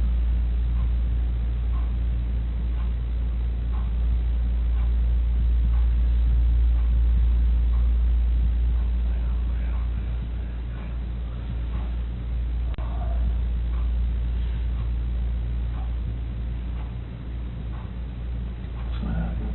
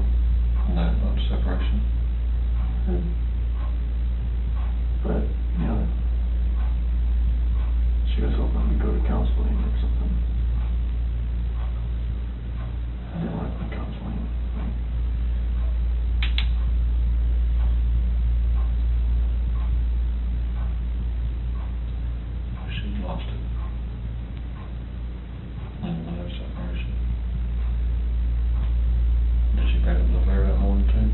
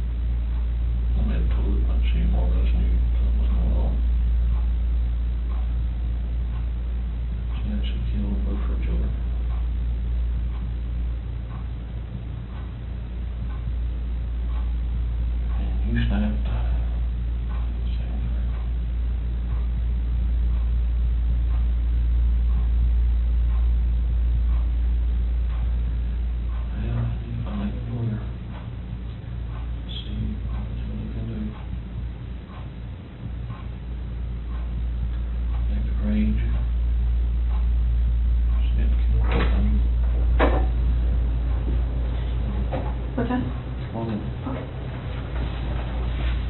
You okay? You sure?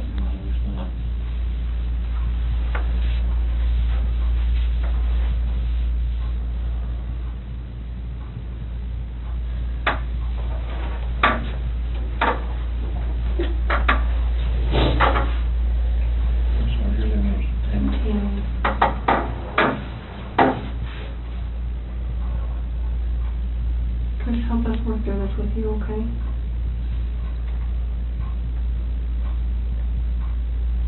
Will you tell us what you told your dad?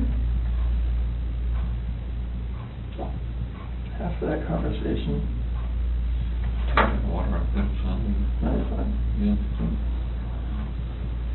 After that conversation we had, and she accused me of the affair, she, in her heart, she knew what was going on. And she knew about the dinner the other night. It was too much for just me. She knew about what now?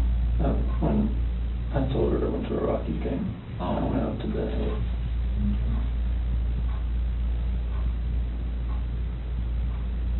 I went downstairs. And that's when you told her about the separation? Well, that was when I was upstairs in bed. And told her, what I wanted, and I wanted a separation. And that's what I want.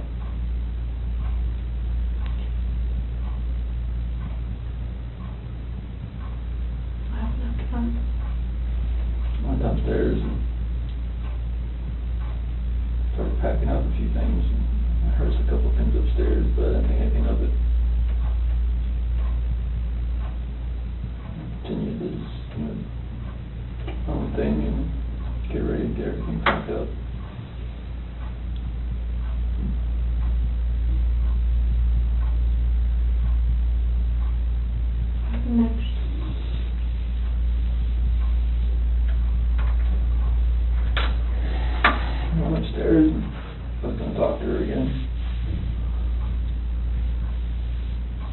I saw on the monitor,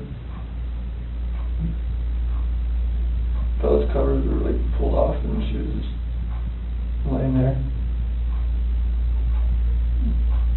She was just hot.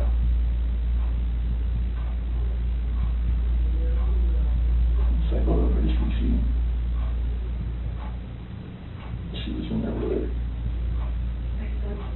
On top of her.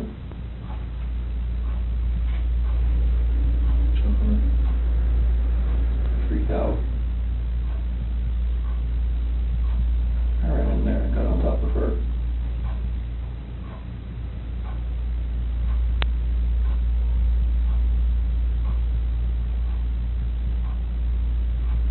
What'd you do?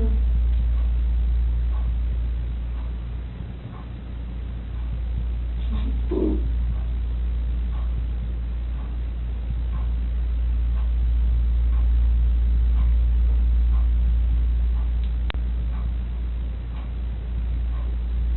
Those are my babies.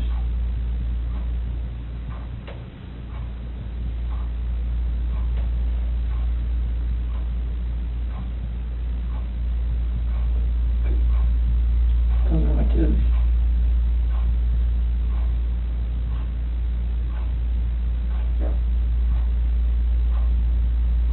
What happened? Something that hurt. To Shannon?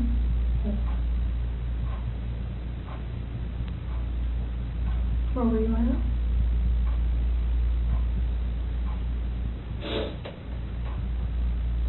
Right there.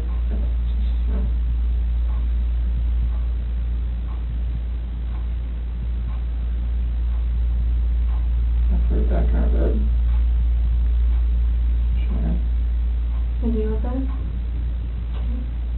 What happened next? I didn't know what to do. I had no idea what to do. I was shaking.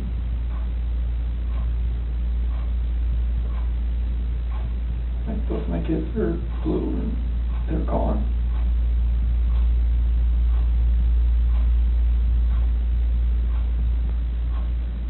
And I'm just like blind, just I'm not that person, like I'm just like she hurt my kids.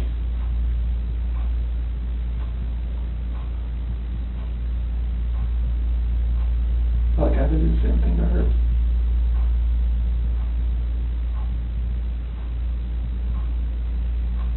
What happened after she was in your bed?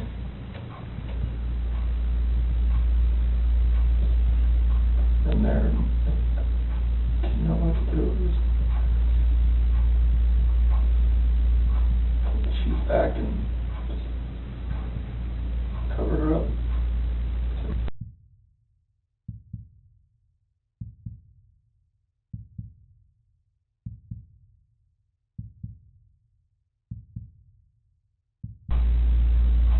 Didn't know what to do.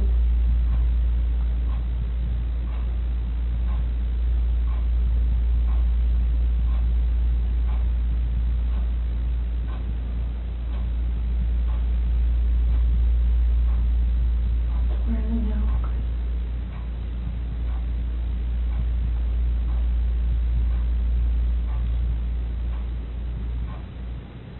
To find your babies.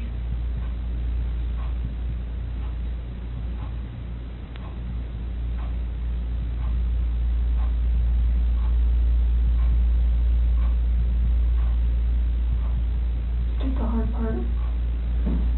All you have left is you tell us where they're at. We can help you get them out of the cold. They're gone. There's no bringing them back. Well, where are they?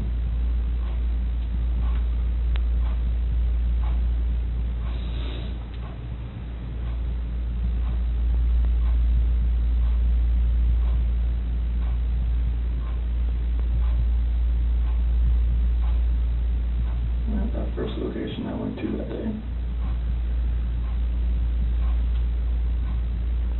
Where at? That's every 319. Where at? Not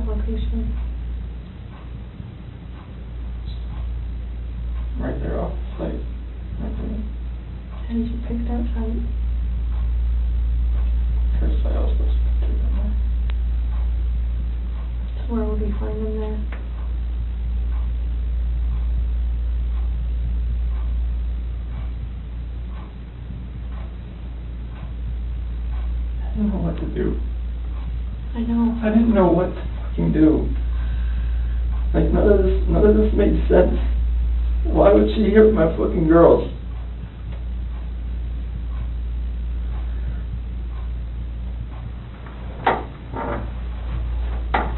So, Chris, are they in something? Are they under the ground? Like, where would you find them? You take us out there? There's no way I want to go out there.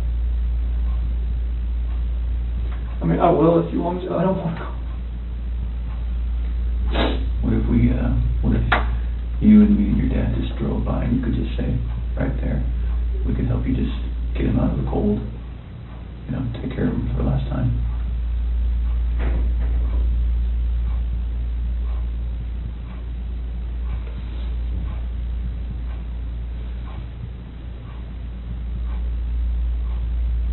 I'm sorry. I know you are. I know you are. I know you came in today to do the right thing. You didn't have to come in. You came in all on your own.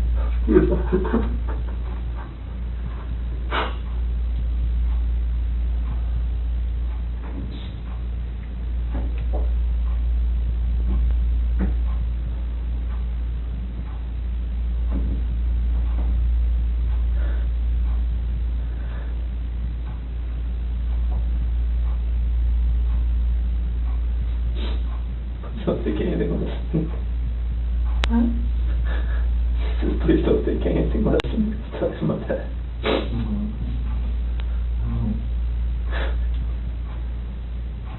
Are they all three out there, Chris? Yes. Okay. What was she doing to Cece? She's just on top of her. My hands around.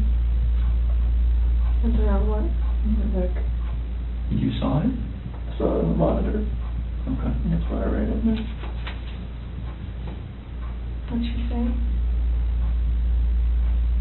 Threw her off and saw Cece was already blue. It's not moving. And just that blind rage, I just did the same thing to her.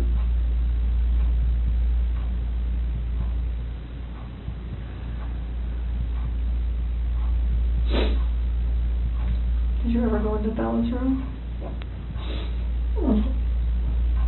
As I put Shanann back in, that's no, when I saw her on the monitor, the way she was laying, the bed just sprawled out. Is that when you packed up their special stuff? So where'd you put them? Get them out there. In the truck. Which part? Driver's side rear. In the passenger compartment?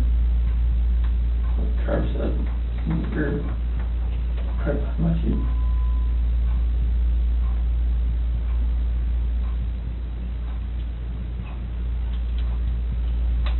What were you thinking on the way out there? There's... And the babies are gone. And I put my hands around my wife's neck and did that same thing.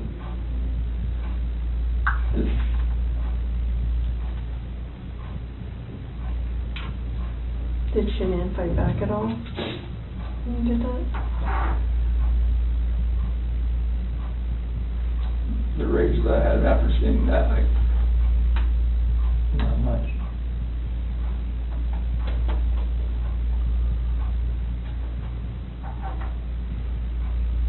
How do you know Shanann was dead? Smooth.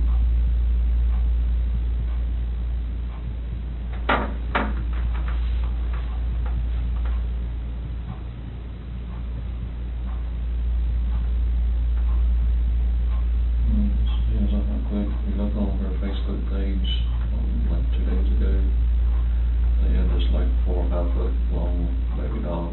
Yeah, laying on the couch with a sheet over it. Shanann did? Yeah.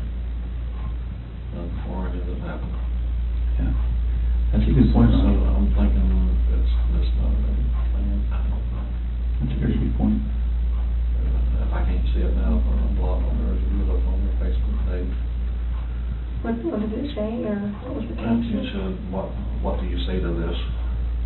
Something similar to that. And all they know about that tall was laying on one of our couches and had a sheet over across the head, all the way up, you can see his feet hanging out, saying like Bella had done that. The kid won't do that. Do you remember that, Chris? What do you think? Just make fun of it. Thought it was funny. Did Bella do it? I don't know. I don't remember. I don't think so. But I don't guess enough, I don't think she would do something like that. I've seen them have their dolls and stuff out on the floor and just covering up waist and stuff and something like that, but nothing covering their head and everything up like Like what? a body laying there or something.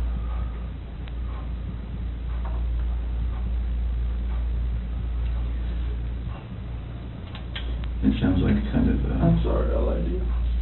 Commend you. I mean, you knew what was going to happen.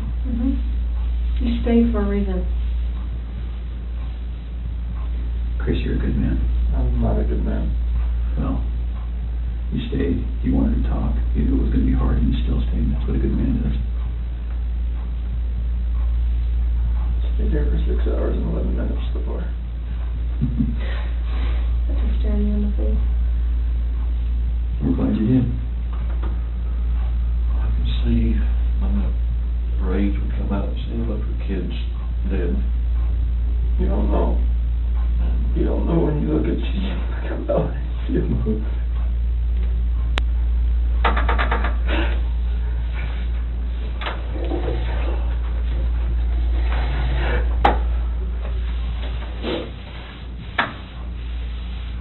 I told you your dad still loves you, no matter what. How could you let someone kill somebody?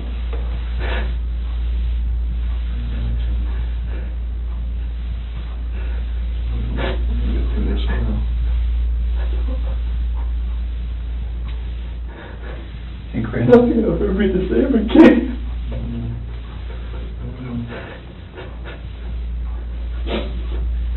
When you came in, was your wife on top of her right when you came in? So you saw it in person?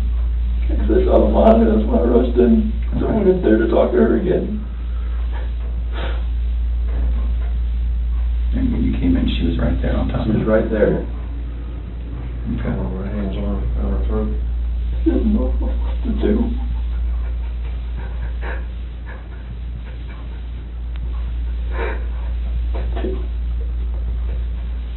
Were you trying to save Cece? Hard blue in the face. She wasn't moving. Her head just banging over left like that.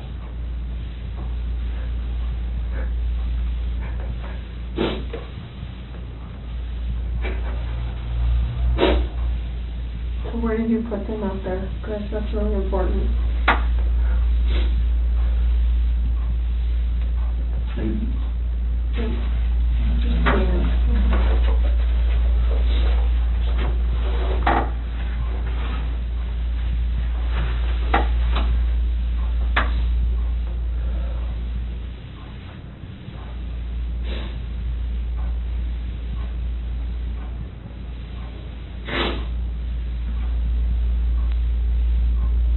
Down in something, or they under something, in something. I didn't know what else to do. I know, so tell me what you did. I know. I didn't know what else to do. I was so scared. I know. It's like, my wife just did this, and I just did that. What do I do? Right. Anything that I would do from them was just going to be just insensitive and just a horrible thing. You were in a tough spot. I mean, what can you do, right? Sometimes your body just kind of takes over and...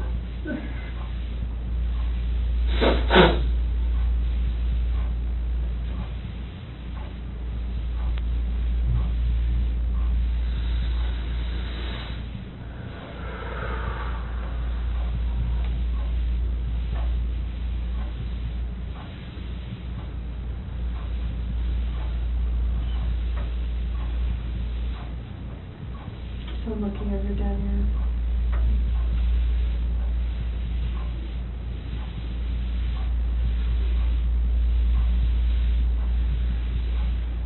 Are you sure?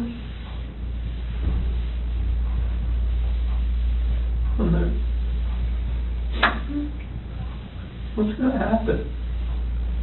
We're gonna help him get out of there. Do you Like, what? Would you prefer that one of your coworkers? Oh my God, no. Okay. I cannot have that.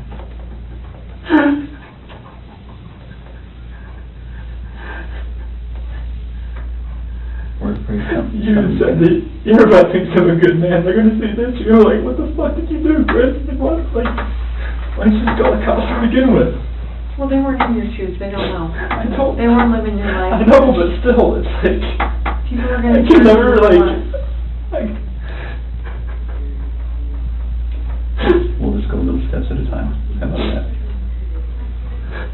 I can't have anybody show you out there. Let anybody, no coworkers, please. Okay. I mean, they're just gonna form their own opinions anyways once they figure everything out anyway. We'll just take little steps tonight then. How about that? Yeah. Do you have to have any of them with you? No? No, we prefer you. Can you and me and Tammy and Ronnie get in the car and just drive out there? Just general direction. You just point it?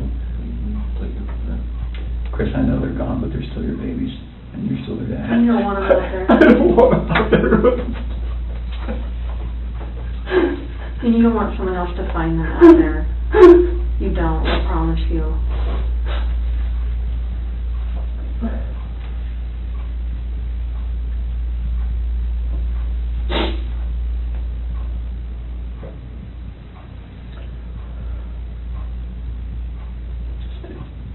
You'll take us.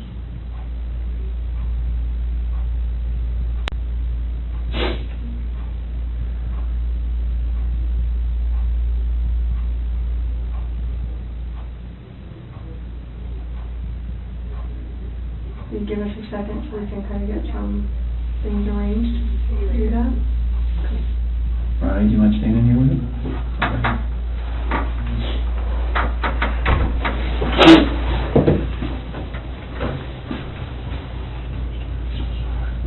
What the fuck is this?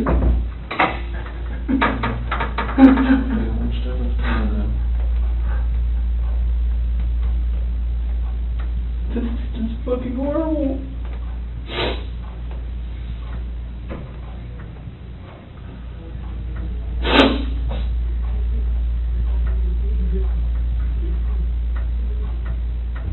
The problem is I don't even know if they believe me or not.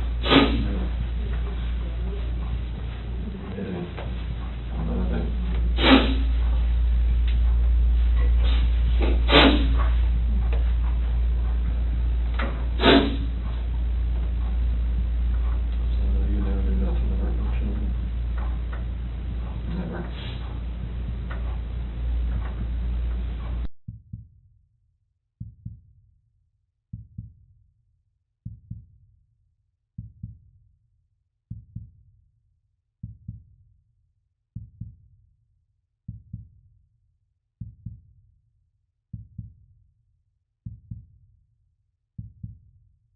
Yes. I'm gonna text my daughter after I go to my house before my wife finds out. This ain't gonna be on the news anytime soon, or is it? No, not tonight. I can't imagine it's not now. I mean, I don't really have much say in that, but I can't see that. Do you want me to take you out to the lobby and you can go to the bathroom and then text your wife and stuff, talk to them? I might want to go outside. Yeah, I'm gonna go outside. Just watch the press people around. Yeah, I'll see if anyone's out there while I go. You want your water? You want to take your water with you? Yeah.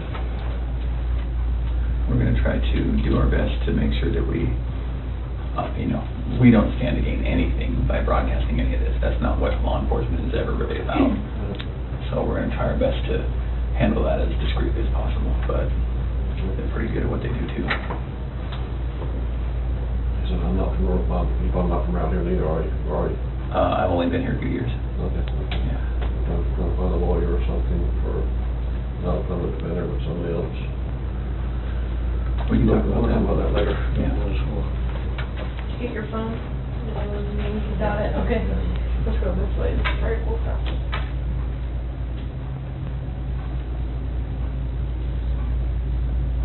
So if you're up for it, we'll talk a little bit more. I think we have a picture of, is it Survey 319? I think we have a picture. Kind of walk you through that. I'm sure you have a ton of questions for us about, you know, how your night, month, and weekend's going to look. So Tammy, I was just telling him, I wanted to show him that picture. Yeah. And then we're going to talk a little bit about how the rest of the night's going to go. That looks familiar to you? What is that? It's the PRC Survey 319. Okay. Whereabouts is Shanann and the girls? How old is this picture? Today. That's today.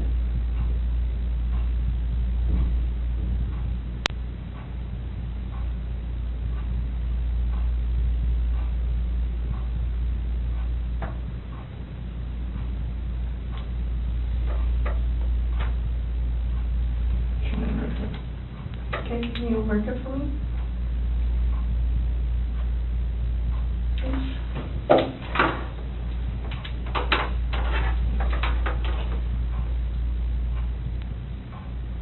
I think it's the paper, it's just gonna be the S for Shanann, okay, and where are the girls at? Here. In these? So which one is, do you know which one?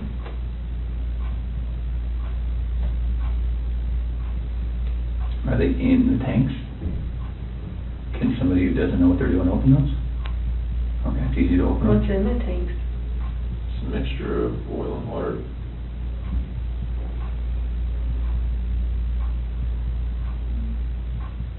There was a sheet found down here? Mm-hmm. Where's that from? That was what Shanann was wrapped in. What about the girlies? What were they wrapped in? Just in their pajamas? Not with their blankets or anything?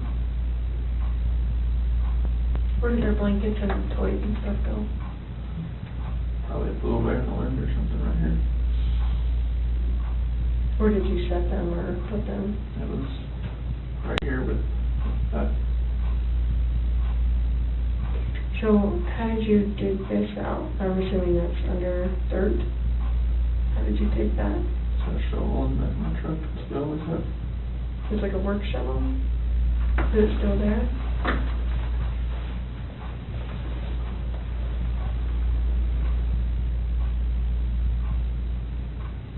How was Shanann dressed? Shirt and underwear. Is that what she got into bed with? Do you remember what color her shirt was or her underwear? I think her shirt was either black or gray. Underwear was probably blue.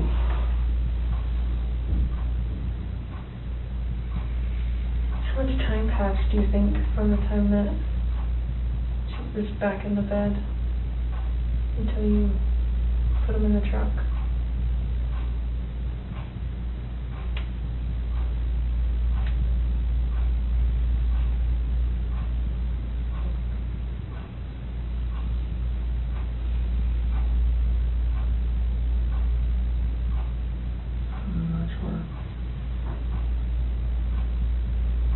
Are we talking minutes, hours, something else? From when I left the house. No, like from when you got her into bed to when you put her in the truck. How long a time was that?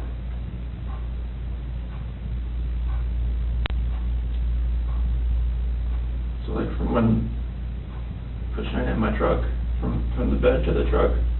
Yeah, from your master bed to the truck, yeah. Minutes. Okay. Are you talking about covering her up or something? Yeah. And the sheet.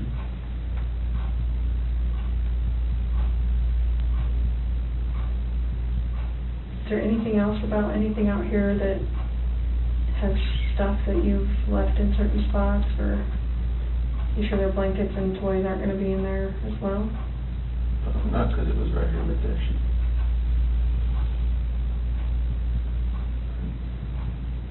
Can you do me a huge favor and just write your name on the bottom? Just so I know that we didn't make those marks.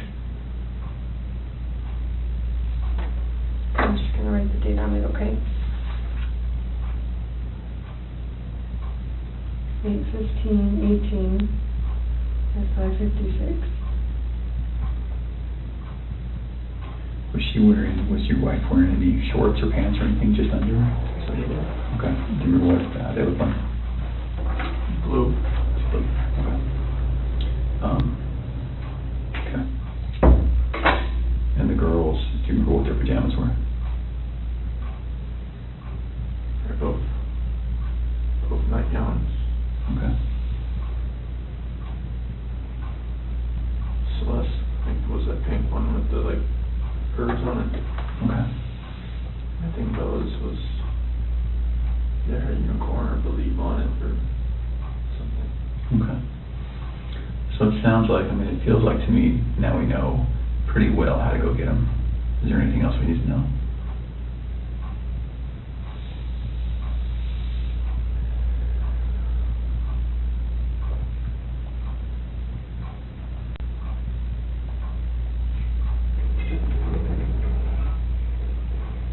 About how to get them? Yeah. Does someone have to climb up to the top and unscrew something and then lower something down to get them? They're like, it's just a hatch from the top, and they're like 20-foot tanks. How far down are they? Wherever the food level is in the tank, I'm not sure. Okay. What was it when you were there? I don't know, I didn't, Okay. I wasn't looking for that. Okay. All right. You may go out there or no? I don't think so. Would you prefer not to? I didn't know if you needed help getting there. Yeah, I don't know.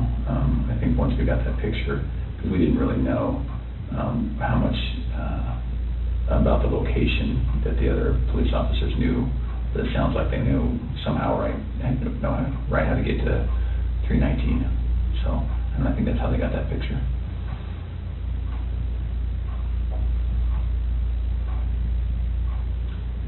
Does your nanny cam? Do you have a nanny cam, right? It's a monitor. Baby monitor. Is it a video one? It's like it cycles back and forth. Between what? Bella and Cece's room. Oh, okay. Okay. Is there any chance it records? No? Okay. I'm just wondering, what do you think ultimately made Shanann snap? Just knowing that I had an affair, and she knew. She just needed me to admit it, and I wouldn't admit it. Yeah. Okay. So we just started talking about, I asked him if there's any chance that the nanny cam could have recorded Shanann doing what she did. And then we were just getting into, what Chris thinks about why she snapped. Mm-hmm. He's just saying, distress from knowing about the other girl. Knowing, but she didn't really know, right? I mean, in her heart, she knew. She just wanted me to admit it.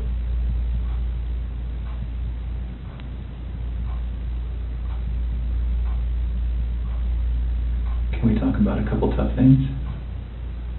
I think we need to get it out of the way and just really get it out, just to make sure you have every chance to explain exactly what happened and we have every chance to ask questions. So the conversation happened. You go downstairs. She's still upstairs. And then you see what? I hear just commotion upstairs, just like little noises like that. Okay. Didn't think anything of it.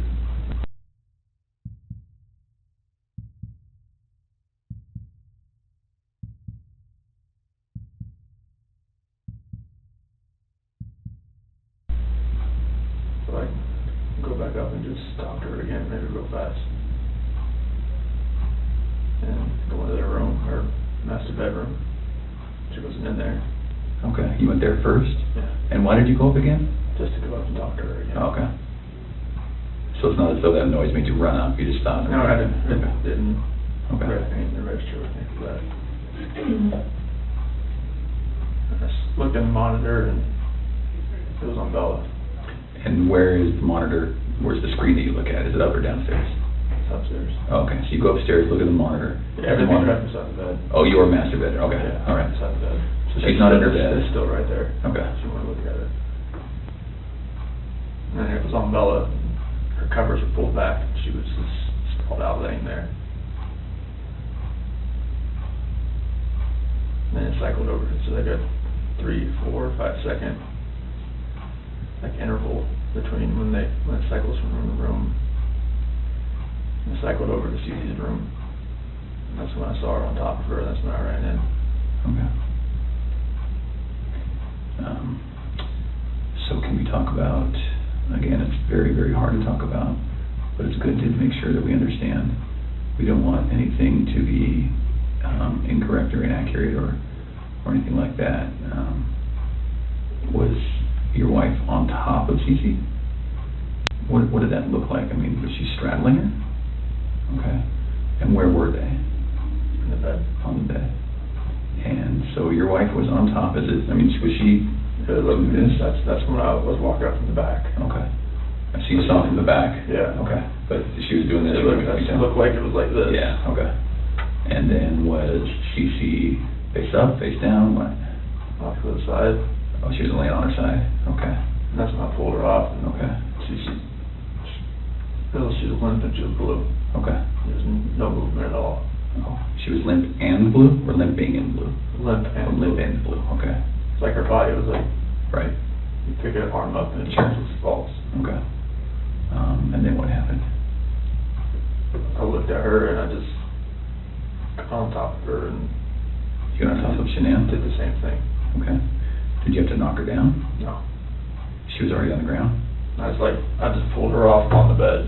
Oh, kind of one movement? Yeah. Okay. So it's not as though you pulled her off? No. Like I pulled her down and did that. I didn't know. I lost it. Sure. Okay. So Shanann was laying on the ground? On the bed. On the bed? Yeah, like when she was on top of you, I saw what was happening. I pulled her, went down on the bed. How big was the bed? What kind of size is it? Full, clean, you know? I think it's it's probably a queen of some sort. Okay. I have a picture of it somewhere, I think.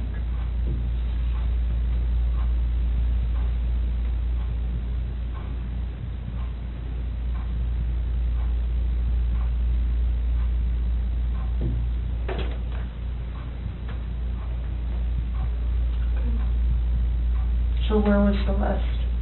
In the She was all the way up to the top. To the top? Yeah. And I went in and pulled Shanann down. It was crossways. Like So she was laying this way. As I was.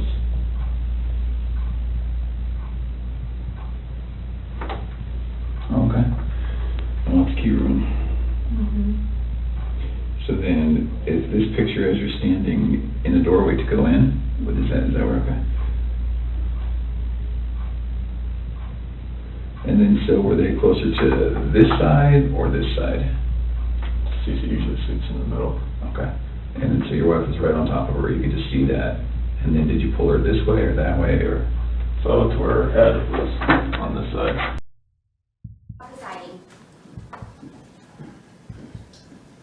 Good morning, you're welcome to be seated.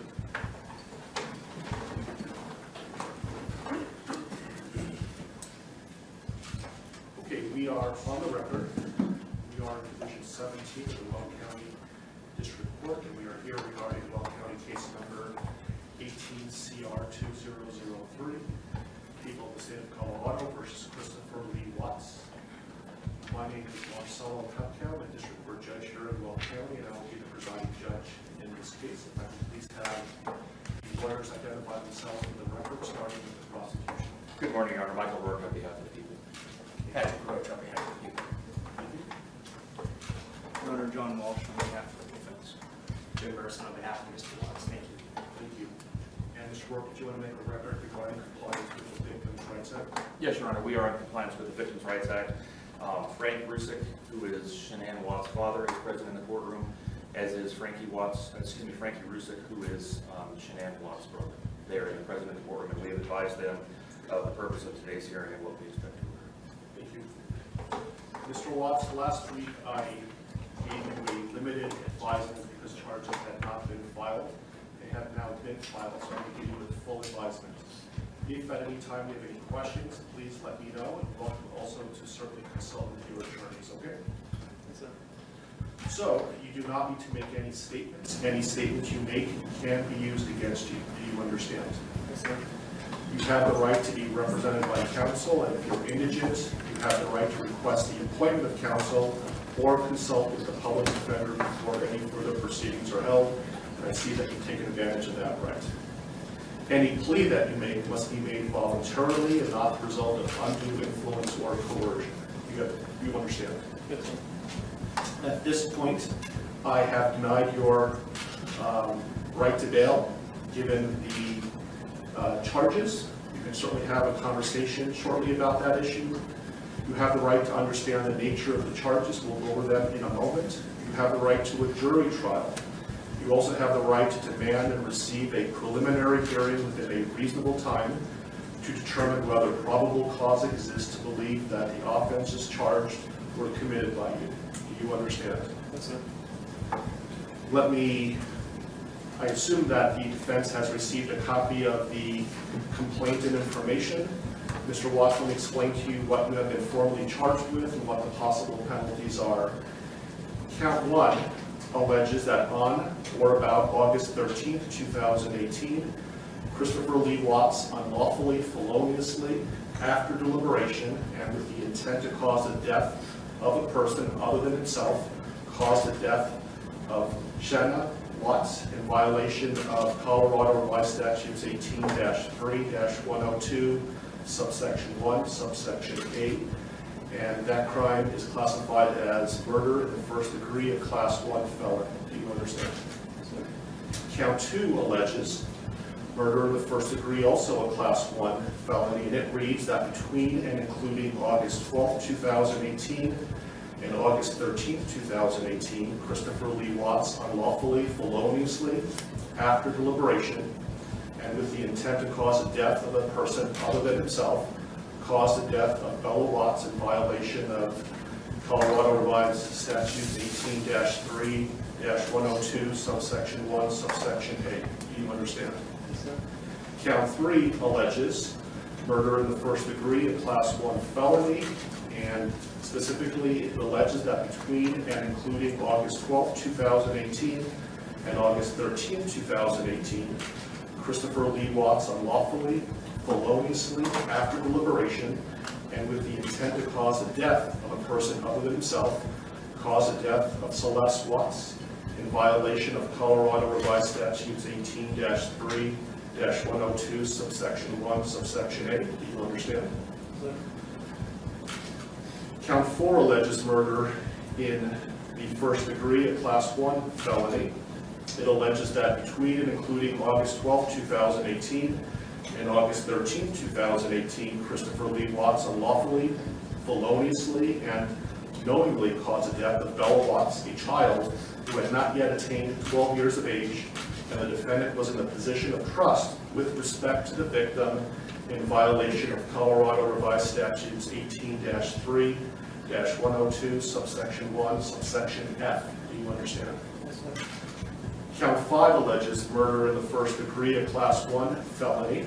It alleges that between and including August 12, 2018 and August 13, 2018, Christopher Lee Watts unlawfully, feloniously, and knowingly caused the death of Celeste Watts, a child who had not yet attained 12 years of age, and the defendant was in a position of trust with respect to the victim in violation of Colorado Revised Statutes 18-3-102, subsection 1, subsection F. Do you understand? Yes, sir. With regard to these first 5 counts, the minimum sentence that the court could impose if convicted is life imprisonment in the Colorado Department of Corrections, and the maximum the sentence is death. Do you understand? Yes, sir. Let me also point out that pursuant to Rule 32.1 of the Rules of Criminal Procedure, the prosecutor would have to file a written statement of intent to seek the death penalty no later than 63 days after arraignment. Do you understand? If a life imprisonment sentence was imposed, it would be without the possibility of parole. Do you understand that? Yes, sir. Count 6 alleges a Class 2 felony of unlawful termination of pregnancy in the first degree. Specifically, it alleges that on or about August 13, 2018, Christopher Lee Watts, with the intent to terminate unlawfully the pregnancy of a woman, namely Jeanette Watts, feloniously and unlawfully terminated the pregnancy of the woman. Further, the woman died as a result of the unlawful termination of the pregnancy in violation of Colorado Revised Statutes 18-3.5-103. Do you understand? Yes, sir. The possible penalties, if convicted for this crime, is a mandatory minimum 16 years in prison up to 48 years in prison, followed by an additional mandatory parole period of 5 years. Do you understand? Yes, sir. Count 7 alleges tampering with a deceased human body, a Class 3 felony. It alleges that on or about August 13, 2018, Christopher Lee Watts, believing that an official proceeding was pending, in progress, or about to be instituted, and acting without legal right or authority, unlawfully and feloniously, willfully destroyed, mutilated, concealed, removed, or altered a human body, part of a human body, or human remains with the intent to impair it or their appearance or availability in the official proceedings in violation of Colorado Revised Statutes 18-8-610.5. Do you understand? Yes, sir. Count 8 alleges also tampering with a deceased human body, a Class 3 felony. It alleges that on or about August 13, 2018, Christopher Lee Watts, believing that an official proceeding was pending, in progress, or about to be instituted, and acting without legal right or authority, unlawfully and feloniously, willfully destroyed, mutilated, concealed, removed, or altered a human body, part of a human body, or human remains with the intent to impair its or their appearance or availability in the official proceeding in violation of Colorado Revised Statutes 18-8-610.5. Do you understand? Yes, sir. And finally, count 9 alleges tampering with a deceased human body, a Class 3 felony. It alleges that on or about August 13, 2018, Christopher Lee Watts, believing that an official proceeding was pending, in progress, or about to be instituted, and acting without legal right or authority, unlawfully and feloniously, willfully destroyed, mutilated, concealed, removed, or altered a human body, part of a human body, or human remains with the intent to impair its or their appearance or availability in the official proceeding in violation of Colorado Revised Statutes 18-8-610.5. With regard to counts 7, 8, and 9, those Class 3 felonies carry a presumptive range of 4 to 12 years in the Colorado Department of Corrections. If there were sufficient mitigating circumstances, the minimum could be as low as 2 years.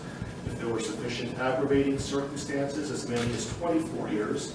And any prison sentence would be followed by an additional mandatory parole period of 3 years. Do you understand? Yes, sir. Do you have any questions about what I've said so far? Yes, sir. And Mr. Merson, has your office filed a written intent to seek a proof evident presumptive rate hearing? Not yet, Judge, but we will be filing that. This case will be Mr. Walsh's and Ms. Harrell's. They will be attorneys listed on the, I believe, the most recent pleading from the defense. Okay, thank you. And I would point out, Mr. Watts, that the prosecution also indicated in the complaint and information that these were acts of domestic violence. Do you understand that? Yes, sir. Okay, thank you. And so, Mr.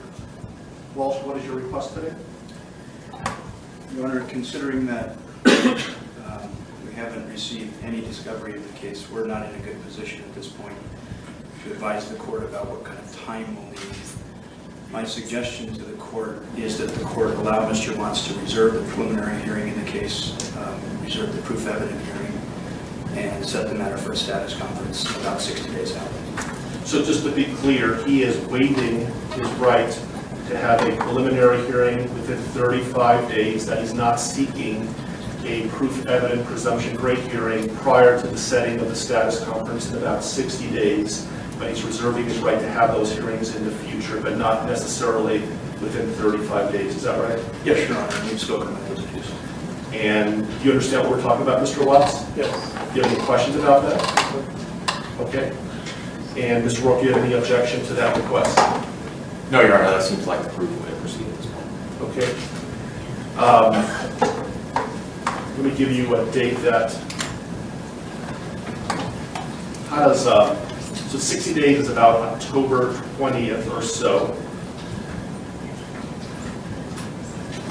I have October 11th. Does that date work for the parties? I can go a little bit further if you like as well. I think a little bit further would make sense, Your Honor. Thank you.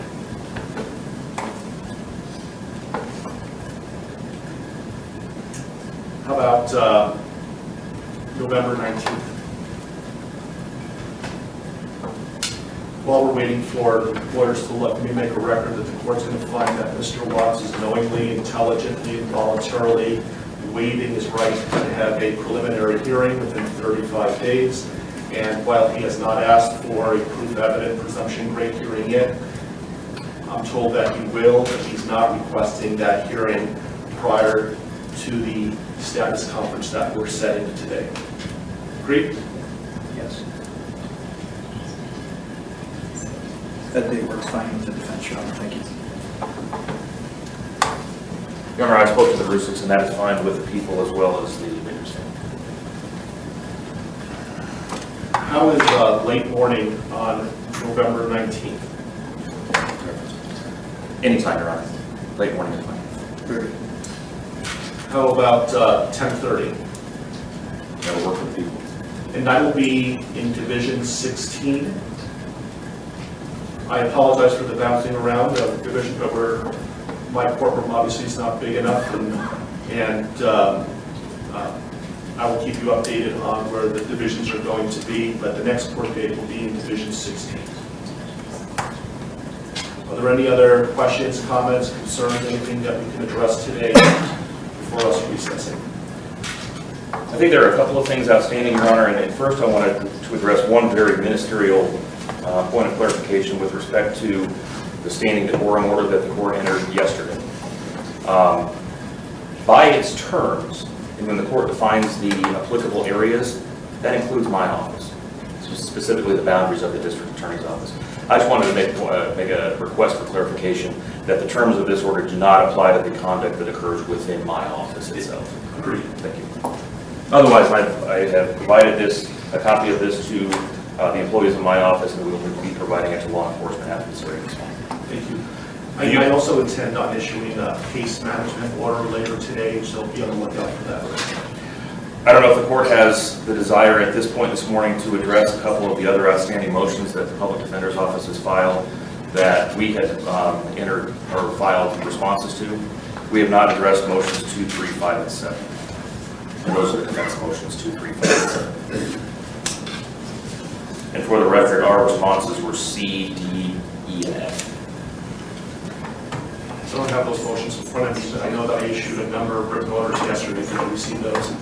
I received written orders, but not as it relates to those 4, so perhaps they just haven't reached my desk yet. If they haven't yet, I will issue a written ruling. We'll be getting them shortly. But I issued a number of orders yesterday. Your Honor, does that include, I did get the order on motion 5 and motion 7.